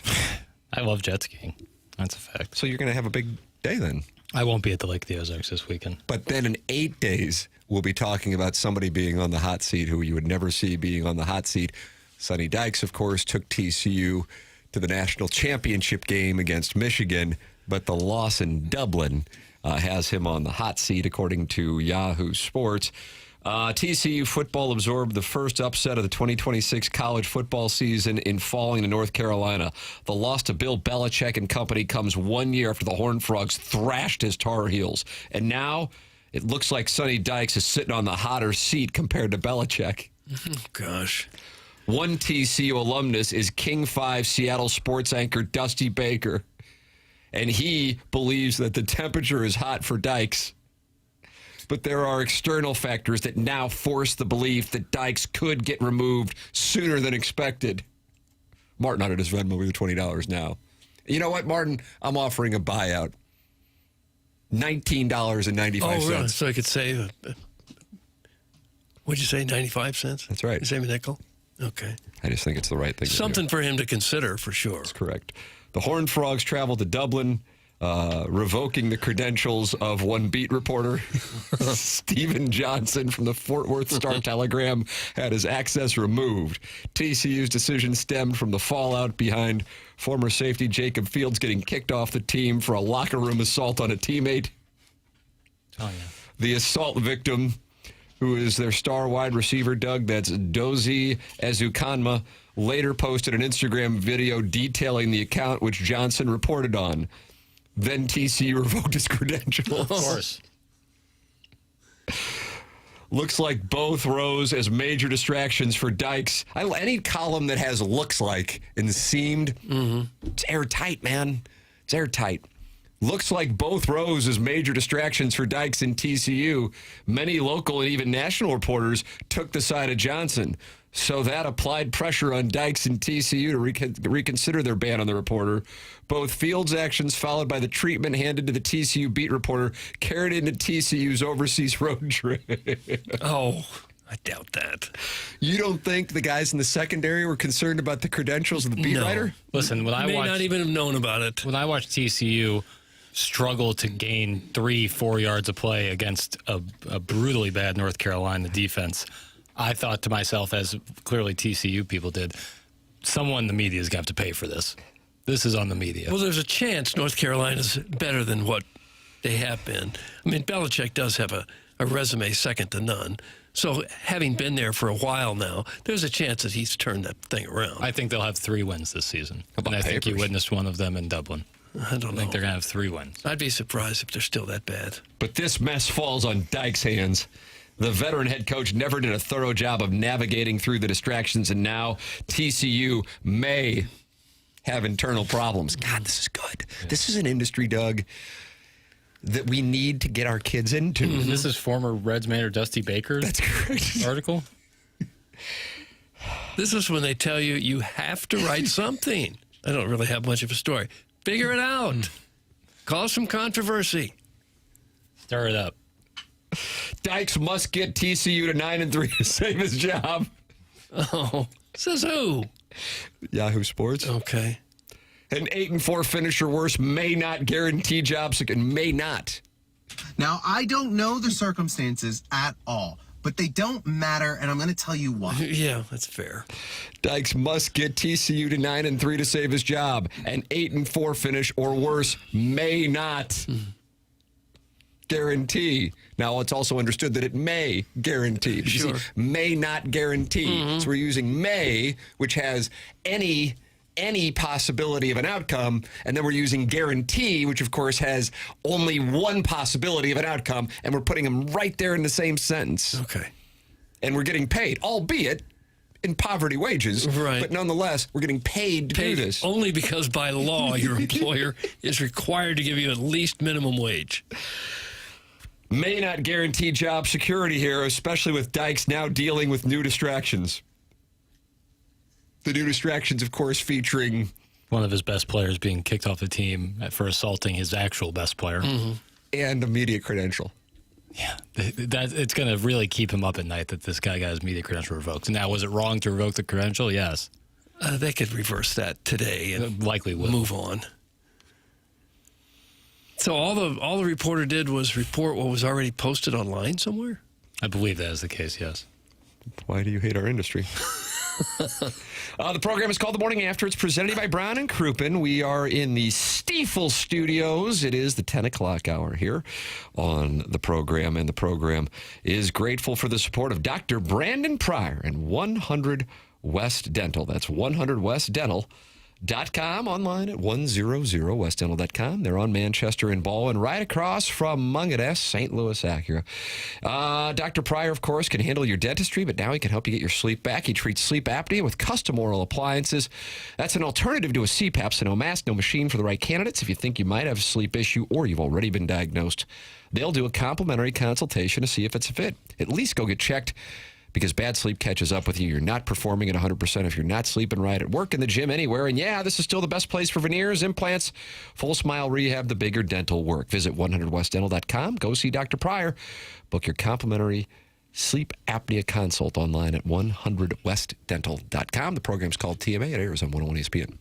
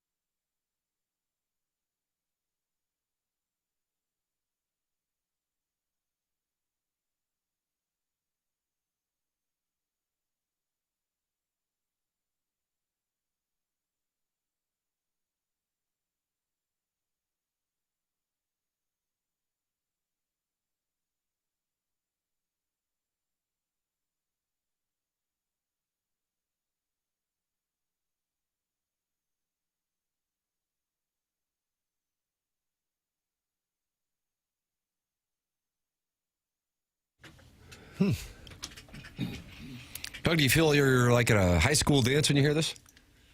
Well, I didn't go to any high school dances, Tim. Really? No. I was a nerd.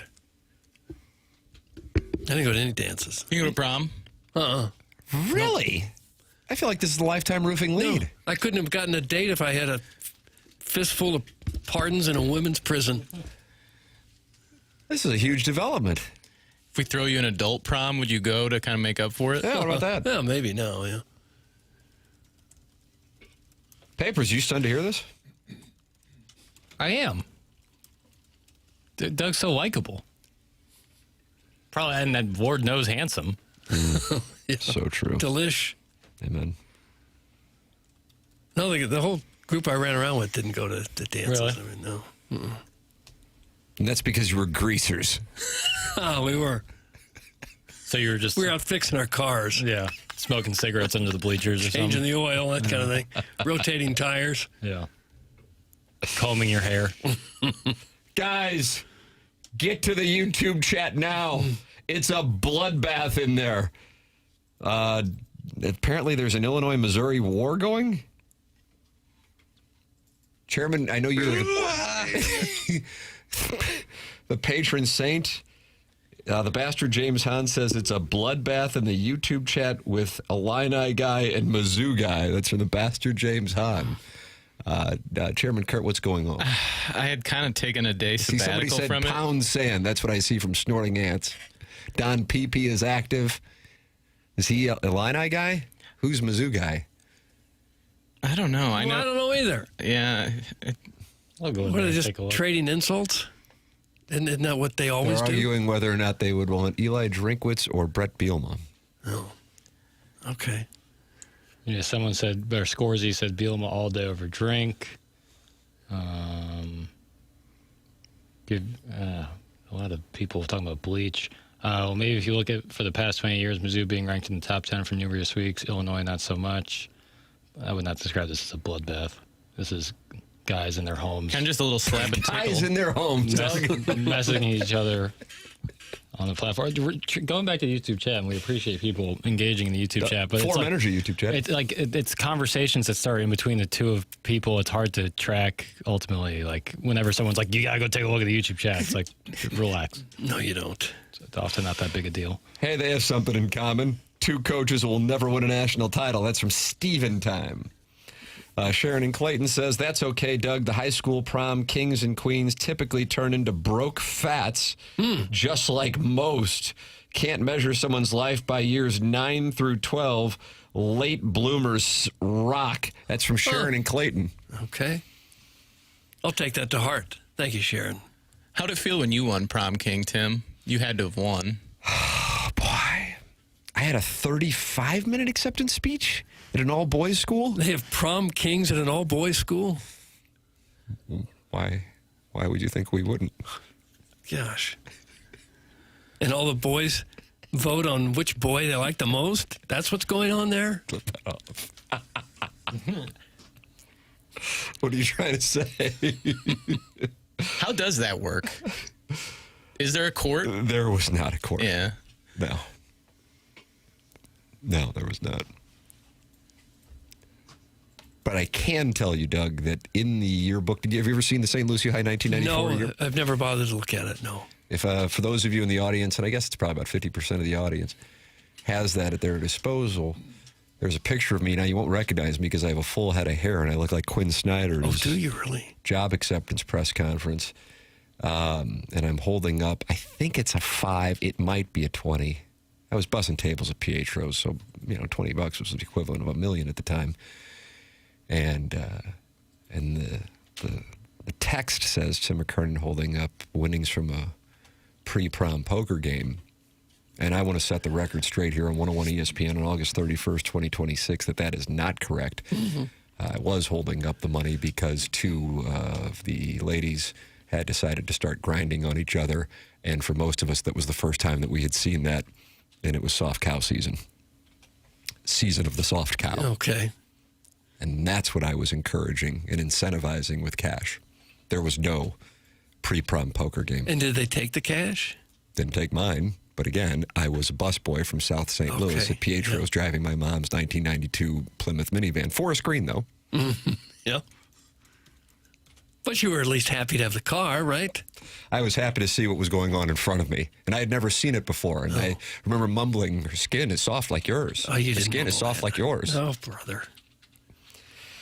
Tim had the best calves in high school and still does. Some can be judged that early. That's from Stoned 9-Pin. Doug, I'll take you to prom. That's from Doug's cranky disposition. I'm not really interested. No. I was into sports all the time. Back-to-back state championship games for the basketball team. Lost them both. Still hurts. I didn't have much to do with either one, but still hurts.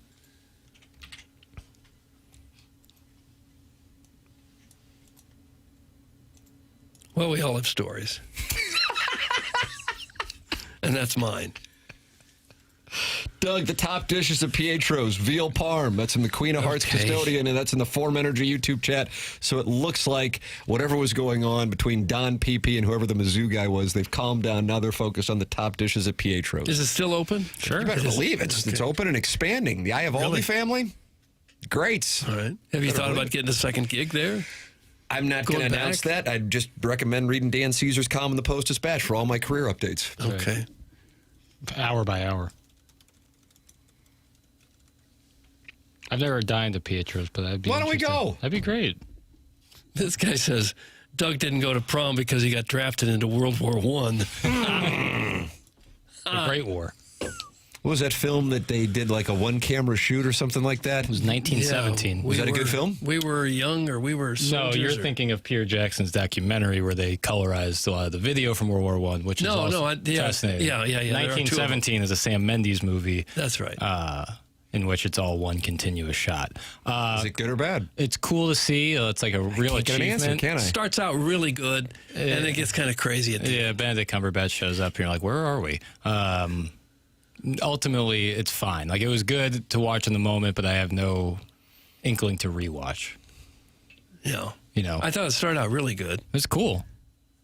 But then when he's running through the streets and they're shooting at him and there's fire everywhere, it's kind of a little much. Yeah, agreed. Chairman Kurt, how's your Sopranos first watch situation going? I didn't get any this weekend. The weekend before, I knocked out a couple. How many seasons are you through now? We're still in the first season. Oh my God! Yeah, it's a baton death march getting through this thing. Wow! So you're not enjoying it? It's not that. I suffer from a little bit of attention span issues. It's hard for me to sit and lock Snort in. some of Jackson's artery. Trying. I got none left. Chairman Steve got it all? No. I want to put this on record on live public radio. I do not and have not sold any narcotics that have been prescribed to me by my doctor to anybody else. Only I consume what is prescribed to me. Thank you very much. Well, that gets you off the hook right Puts there. the statement away. I'm on the Pie Oh My episode. Pie Oh My. You want some eggs? Yeah. About that. You want some eggs? No, I'm good. Tony was good too. How about a little bug spray right in the face? I don't want to ruin anything. Yeah, I mean, this is a spoiler alert. I didn't say who got bug sprayed or who wanted eggs. I won't remember this conversation in like an hour. No, I won't either. 5 minutes for me. Shot at QFTA. Yeah, that does hurt a little bit. QFTA coming your way at 12:15. I think an hour 45 is probably the sweet spot. It's probably the sweet spot. When you brought it up earlier, I had an hour 38 as my number in my head. I don't know. I know we're going to spend a few minutes on the burners that pop up in the YouTube chat. So I got to tend to that. Got a lot of questions. The Dave Portnoy, is that an autobiography? Would that be fair to call it an autobiography? Have you read that? Once again, kind of a slow march through it. Yeah. I was enjoying the read too, but like once I get distracted, it's tough. You know? So I have a few questions on that. I know somebody just asked about Phonegate in the 2011 World Series. That was an email I just got. About what? The Lance Lynn, Tony La Russa, and what I really thought happened there. I'm happy to answer the question. I just think it was a ridiculous mistake at the worst time, almost at the worst time. He wanted who? I don't recall. I just know that Lance Lynn was there. Yeah, Lynn was in the bullpen at the time. It's 2-2 in the World Series, as in the games. And then the manager of the team, who's going into the Hall of Fame, shows up on the mound and is surprised by the gentleman that's there. It's quite a little story. Yeah. That would be quite a little shock. Yeah. It looks like LaRusso wanted Mott. Derek Lilliquist thought he wanted Zipchinski and Lance Lynn to throw instead. Got it. And then Lance Lynn appeared. He said Mott, they heard Lynn. That's what LaRusso says, for the record. I don't know how you could confuse those two names. That's got to be a heck of a feeling. Jason Mott. Oh, did you say Lance Lynn? No. You're LaRusso, you're standing on the mound, kind of looking off to the side, expecting Mott to come in. You look up, there's Lance Lynn. Yeah. Mott probably confused why he's not warming up in that situation. I forget what Lynn did. Did he pitch okay? I don't remember. They lost the game. Yeah. And I believe he was on the mound. Napoli hit a double. Yeah. Yeah, it was to face Mike Napoli. Oh, we're talking about Han. Oh, Cafe Napoli. Yeah. Bar Napoli to you. I was a latecomer to Game of Thrones, but figured out what all the hype was about right before the start of the final season. I have now watched it three or four times. That's Shirley Clayton. Great show. I couldn't get through it. There's no accountability on this show for Hein Bloom. It's from the 618. That's right. And he screamed it too, didn't he? All caps. All caps. Oh, he screamed it. Held us accountable. But we're scared of the Cardinals, and we want to be friends with them, and we want them to love us and give us a rights holder merit badge. Yeah. And if we don't talk about that, it's more time to talk about St. Louis U, where we get paid. Correct. And now the audience has yet again exposed what's really going on behind the scenes on the morning after. You're welcome to have further exposures as well. 314-399-9646. That's your Comfort Service text inbox. Then you can get into that Form Energy YouTube chat, apparently argue about Brett Bielema versus Eli Drinkwitz. That's in the Form Energy YouTube chat with 270 friends. Then we'll have After the Morning After at 11 o'clock, and then Jackson and I with a glorious return, perhaps the first time since April, for the Tim McKernan Show podcast. QFTA, that's at 12:15. So there you go. There is your dossier. Our dossier is brought to you by Polos Plus, online at polosplus.com. It's TMA 101 ESPN.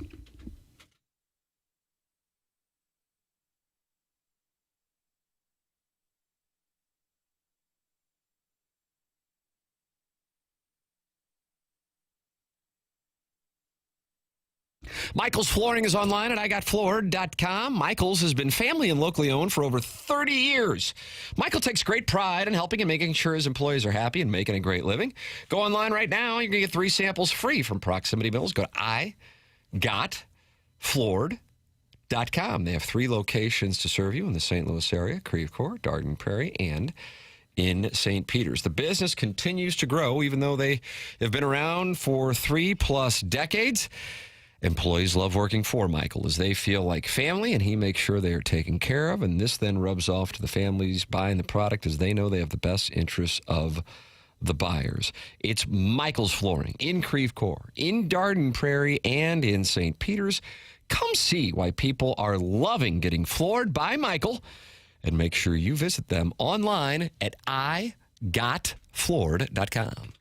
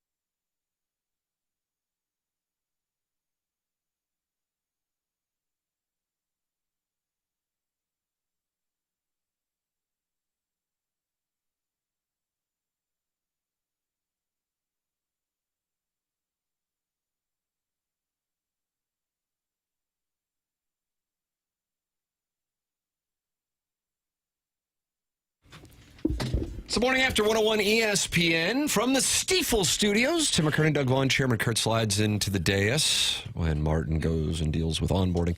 Little Jackie Papers doing business as J. Bennett Burkett with you here on the program. BK and Ferrario at the top of the hour. You're welcome to participate by calling in 314-399-9646. You can text it. I'm sorry, at that number. You can call in 314-974-0101, and then you can open up your YouTube chat. It's the Form Energy YouTube chat, and talk it over in there on the TMA STL YouTube channel. Doug, the Cardinals have a 100 RBI man, and you know what his name is? Alec Burleson. Yeah. Here he is talking about his role, not only getting to 100 RBIs, but being as a mentor for the club. You know, it's funny. I don't really want anybody to hit like me. As far as what I do in the box, it's not sustainable for a while. So I don't know. I love to talk hitting. I love to. Obviously, I'm still continuing to get better at first base. So, you know, any questions these guys have about hitting, I think. You know, I've got a little bit of a track record where I can help. I don't know it all, but yeah, I love when guys come and ask me about things. Like I wish some guys would do more of it. I think I've been in their position. I've been the rookie that wants to figure it out on his own, and it's not that easy. So, you know, I wish guys would ask more questions, would be a little bit more curious. But at the end of the day, like it's kind of an honor to be in that position. So I'm going to continue to work on it, continue to build on it, and see what comes next. Alec Burleson, one hell of a year. Yeah, he's had a fantastic season. Second in the majors in RBIs now, with a chance to catch Sal Stewart. He's 5 behind him now. That'd be a nice little title to win, RBI champion. Cardinals haven't had somebody lead the league in RBI since? Pujols. Yeah, that's a tough question. Yeah. Did I see he was the first homegrown Cardinal guy to get to 100 RBIs since Pujols? Sounds right. Probably, yeah. Yeah, well, if Pujols was the last one to do it, he'd have to be, I guess. Man, you just dunked on Chairman Kurt. Well, I didn't mean to. I'm going to step out.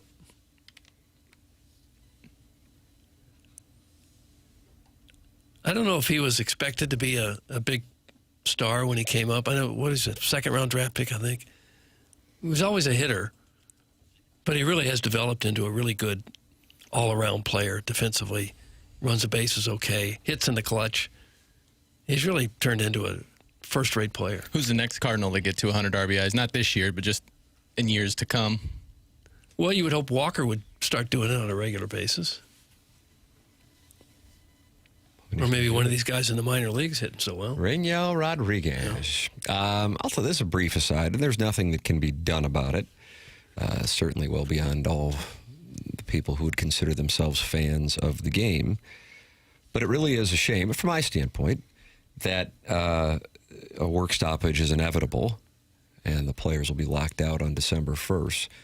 Because with what the Cardinals have going, with young players who are going to be back, and then young players like Rodriguez, as an example, surging through the system, this is a time where I think a number of people, even though, of course, this season isn't going to likely result in anything of significance from a postseason standpoint, is building a roster that is going to continue to form bonds between fans, in particular young fans, and the city, the region, and Cardinal fans who live outside of the area. And it sucks if you do have a long work stoppage that momentum is halted, not just for Cardinal fans, but for the game. I unfortunately expect that to happen. And so it's a bit of a buzzkill to how I would like to see them handle an offseason with the standard trades, free agency, because I think with some of these guys developing like they have this year, Burleson being a clear example outside of Weatherholt and Walker, Herrera continuing on his trajectory, in addition to guys who've either come up from the minor leagues and flashed or are in the minor leagues and really standing out, that you're going to be on a precipice of a team that doesn't have a window that's about to close, but a window that is starting to open up. And that's an exciting thing. I just don't know when we're going to see them back together and what it's all going to look like when that time comes. So my enthusiasm is halted by this inevitable, at least I think it's inevitable, monster event for the game. And when we'll see this group back together in 2027 or maybe beyond. A work stoppage could really hurt a guy like Burleson, who's right smack in his prime right now. Might be eligible for a big contract coming up, but they'll probably put that off if there's going to be a work stoppage. And he might miss his age 28 season, which would be another year in his prime. So it's really bad for a guy like that. It's bad for all of them, but especially for a guy who's proven that he's probably worthy of a long-term, big-dollar contract, and he's probably not going to get it for a while. Probably. I don't know that for sure. I would just assume the Cardinals aren't going to be signing anybody else to long-term deals right now. Right. I'm looking forward to the year off. That's from Ryan Krause. Well, you don't have to watch it. You can always take the year off. Yeah, you're no obligation as a fan to watch. No. If you have a contract with the team, you'd be obligated. So that. If there were no work stoppage on the horizon, I expect maybe they would have given Burleson and Walker both maybe long-term deals, I think. I think he'd want to lock up both guys. Think we'll see Weatherholt again in 2026? No. I would agree with you. Yeah, probably not. And maybe not Jordan, too. Although he says he's okay. He said he was going to come back. I would think would be more likely to play. Like Weatherholt, you've already signed long-term. Yeah. You feel great about him. No need to rush him back. Whereas Blaze Jordan, the more opportunities, the better for him. Just thinking if you think it's hopeless at this point, you got a guy gimping around on a bad ankle or knee. I'm not sure what the purpose would be of having him out there. A few more at-bats is not going to sway the organization's opinion on a guy, I don't think. Can you imagine if Tim had hair like Burleson? OMG, that's from Eric in the Central Okay, 10. see, that's... But then that's not that. What that's saying is I'm not hot right now, and oftentimes we've been compared, Johnny Sins and myself. Can't you get a nice hairpiece? You cannot lose games in the NFL and still win. You can't. Do you think people would notice if I had one? No. See? You shave the beard off at the same time. Oh, like it's a different guy. guy. Oh, where's your beard? Oh, yeah. You've always had hair, haven't you? Yeah. Don't even notice. Mm-hmm. The Caesar cut up top. The Cardinals didn't put off the Weatherholt, quote, early contract like they should have for several reasons. That's from the 636. Feel free to share them. He said several reasons and then didn't give any of them. No. Doug, if there's no Cardinal games next year, what Cardinal games should I go back and watch? That's from Ryan Day's Nipple Rings. You got to fill everybody's schedule. They can go back and watch games. I don't care what games you go back and watch. I don't go back and watch any games. Neither do I. Ever. Watching a full game of a game that already happened. Maybe like Game 6, 2011. I might watch a game that Jack Buck was calling. Yeah.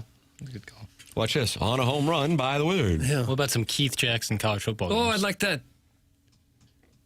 Desmond Howard, touchdown, Michigan. Hello, Heisman. Yeah. See, I miss that sort of broadcaster. Yeah. Can someone please get Burleson a helmet that fits? It's always falling off when he swings. That's from the Native American baller. It is. Maybe a chin strap. Sean Hill had that same problem. He'd always wear a helmet too damn small. The quarterback? The quarterback. Ooh, I have another question for you guys from the trivia night. Doug, this is the St. Mary's trivia night. Name 3 quarterbacks that used to start for the St. Louis Rams that would later go on to throw a pass in the Super Bowl. Tony Bank is one. Kurt is Warner. Question. Yep. Kurt Nick Warner's Foles. 2, There's a Nick 3. Foles. We couldn't get Tony Banks. We did not know Tony Banks threw a pass in the Super Bowl. Ravens. Yeah. Tony Bank. Doug, a tandem of Trent Dilfer and Tony Bank won a Super Bowl and blew out the opposition. Mm-hmm. If I'm not mistaken, Sean Hill was another draft pick that went scary early on in that inside STL league with the killers.ha when the Rams defense got taken. Confirmed. I can confirm. I've rewatched many games during the 2019 Cup run. It's so awesome to relive all that. That's from Sharon and Clayton. Yeah. If you're into it, it'd be fun. It's a long time to sit and watch a game that you know what the outcome is. No. Jackson, you don't go back and watch the Game 3 of the Jet series? No. I can watch the highlights. I just can't. A full game. I don't watch 15 or 20 minutes with nothing going on, really. I guess if you can skip commercials and all the breaks, tighten it up, but still an hour. See, you guys hated my question, but then you reminisced about old Cardinal games. That's from Ryan Day's nipple rings. Okay. You want a medal? You want cash? Leave us alone. If you rewatch any game that is more than 2 days old, you literally have no life. Steven time. Well, that's a little harsh. I can't do the thing where you totally block out notifications and record a game and then watch it later. Oh, that's what I do during the first round of the Blue Stanley Cup playoffs that inevitably start at 9 o'clock when we get up at 5 o'clock. Right, but you're doing that overnight. Like the likelihood someone's going to, someone wakes you up and starts whispering in your ear the scores of the game. Yeah. Unlikely. I guess one of your sons could, but unlikely. I'm on so many sleeping pills, it doesn't matter. Yeah, you see in pink elephants. But if you were playing golf in the afternoon, Mizzou kicks off at 2 o'clock. Yeah, you're doomed. And it's 6:30. You know you're gonna be home at 7. You have the game recorded. I just can't go on an information drought like that for 7 hours. So that means you can't stay off your phone between the time. That's what that means. Away from the golf course to home to start watching. It's not even that. Someone could text me about the game. People are texting me all the time just about the don't games. look at it. Put your phone away. Put your phone in the golf bag. What if there's an emergency? What if there's an emergency? Not gonna be an There emergency. could be an emergency. The second you say there's not going to be an emergency, that's when the emergencies happen. What sort of emergency? I don't know. Someone in trouble? Someone in a crisis? How about that? How often do you get phone calls and texts like that? Not often. So that means I should operate that they just will never happen? In this particular day, yes. It seems like what you're doing is telling me what to do. YouTube has abbreviated versions of most games. That's some trumpet usage. That's true. That's true. Great. Back on YouTube TV this season, baby. Can't wait.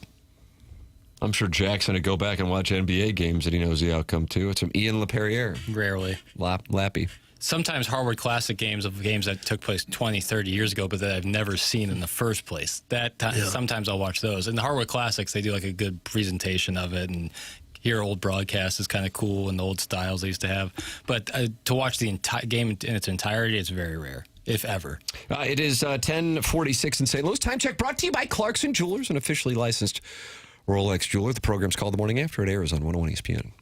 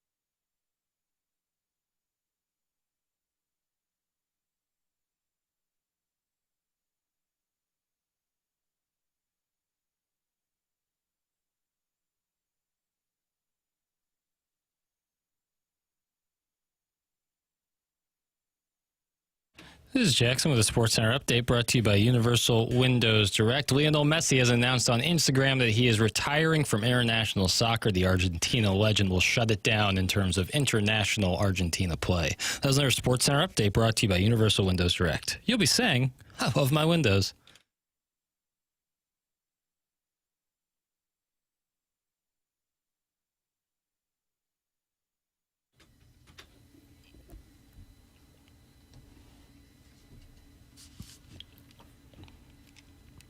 How do you like this one, Doug?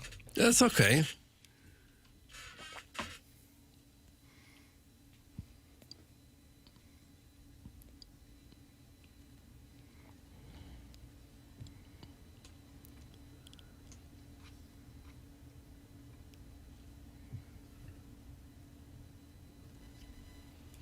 Papers, what do we have going on? I'm just playing some John Prine. No real reason for it. All right. Hey, it's good. And you know what? That's reason enough for me. Yeah, just being transparent. The program's called The Morning After. It airs on 101 ESPN and the TMA STL YouTube channel. It is our final segment before BK and Ferrario take over at the top of the hour. We go down the hallway and do After the Morning After. But then Jackson and I are doing the Tim McKernan Show podcast for the first time since April. And Jackson has prevented us from doing it. The funny thing is, some people believe that. There's people out there who's like, who legit have come up to me. More than one person is legit like, "What's the deal with QFTA, man? Why aren't you like? Why?" You've had people come up to you in the wild and be like, "I really love people come up to you and ask you about." I love QFTA. No. Like I love QFTA. What's the why? What are you doing where you can't do it? I was like, "What the hell are you talking about?" This happened at St. Mary's on Saturday night after you had that Jello shot with the spoon. These are feral people who come up and ask you these questions. They're usually feral. They just live on the streets. And they're rabid? They're rabid. Like the dogs at Heiny Mighty? Fingernails 6-7 inches long. Oh, boy, crap. Yeah. But they're nice. And they love QFTA, so they clearly have internet connection. That's right. Well, they're going to get the feral people have internet connection. That's the lesson, Doug. And we are going to do it at 12:15 today. They probably get the Skylink, probably. YouTube chat, and of course, it'll be in the TMA podcast feed, just like Movie Boy. And when is that returning? Did anybody come up to you and ask you about that? No, I get a lot less questions about that. Oh, no. A lot less questions about You're not going to discontinue that, are you? No. I just think Gareth is finally negotiating. No, summer break. He's got no leverage. Jeez. Just being honest. I love my boy, but what's he got to offer? You know? Oh, my God. I'm saying, what does he sounds have? like me talking about you guys when you're not around. If he wants a pay increase from his current wage of $0 for doing the podcast with me. Wow, now we're talking about his income. Right. Hope the IRS isn't listening. Well, yeah, okay. I hope they are. What's going on over at Movie Boy Inc.? I know. It does seem like it's a problem. Have you been on, Doug? Yeah. Talking about grown-ups, too. That's right. Yeah. Oh, God. And they're making it Grown-Ups 3. That's correct. Oh, man. Tim Jackson's SportsCenter update deserves some attention. Soccer guy can now stand down and go back to his hole for the next 3 months. Right. It was a nice little messy update. Yeah. He's shutting it down. That's noteworthy as hell. So soccer people live in a hole? I'm sure some And they do. come out every 3 months, so they come out every quarter? Like a groundhog? Well, I don't know how many of them live in the hole. They probably pop their head out of there every now and then. Come out and crawl around, ask questions about Movie Boy podcast, and then retreat to their hovel. Summer's a huge time for movies, and that's when you take a break. Very curious. It's from Just Don't Press Push. I don't need that condescension.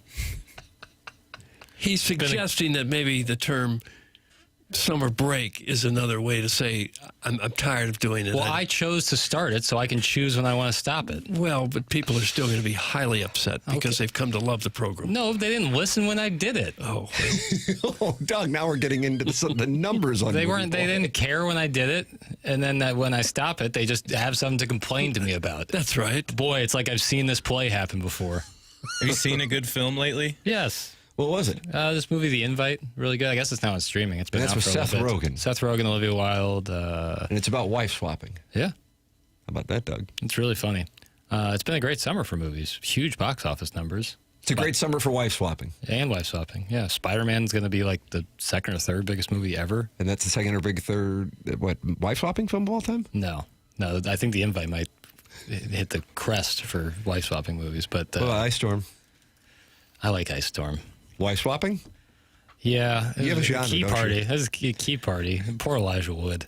I typed What in. happened to him? I don't want to ruin the ending, but I put in movies about wife swapping.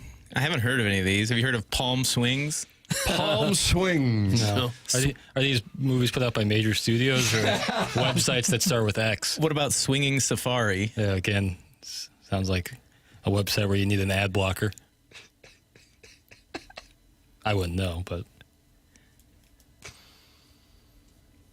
yeah, Spider-Man's going to be like the second or third biggest movie ever. Which Spider-Man is this now? Is this Spider-Man 10 or 11 This or is the 12? fourth in their current series. And then Odyssey is going to have like $1.8 billion for a 3-hour R-rated movie. Impressive.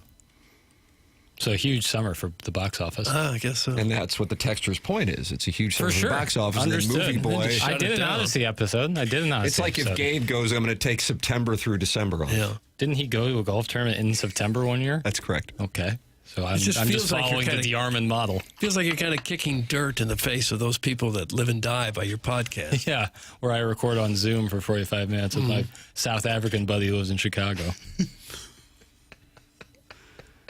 It's just all brilliance in media. It's all so disappointing. Yeah. Superhero movies suck ass. Grow up, man. It's from the 830 Recreator. You can have your whatever opinion you want on them, but they print money, so they're going to keep making them. Lauren. Hello. Hi. Yes. Yes. About to drive by the studios. Can you send Doug out in his St. Louis City Speedo to sway his fruit basket for me? I want to take a look-see and check out what Papa's rocking. That's from the cousin of Moo Man.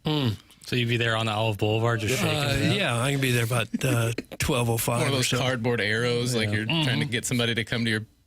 Sure, that'd be fun. Yeah, the companies that want you to have them do their taxes for you.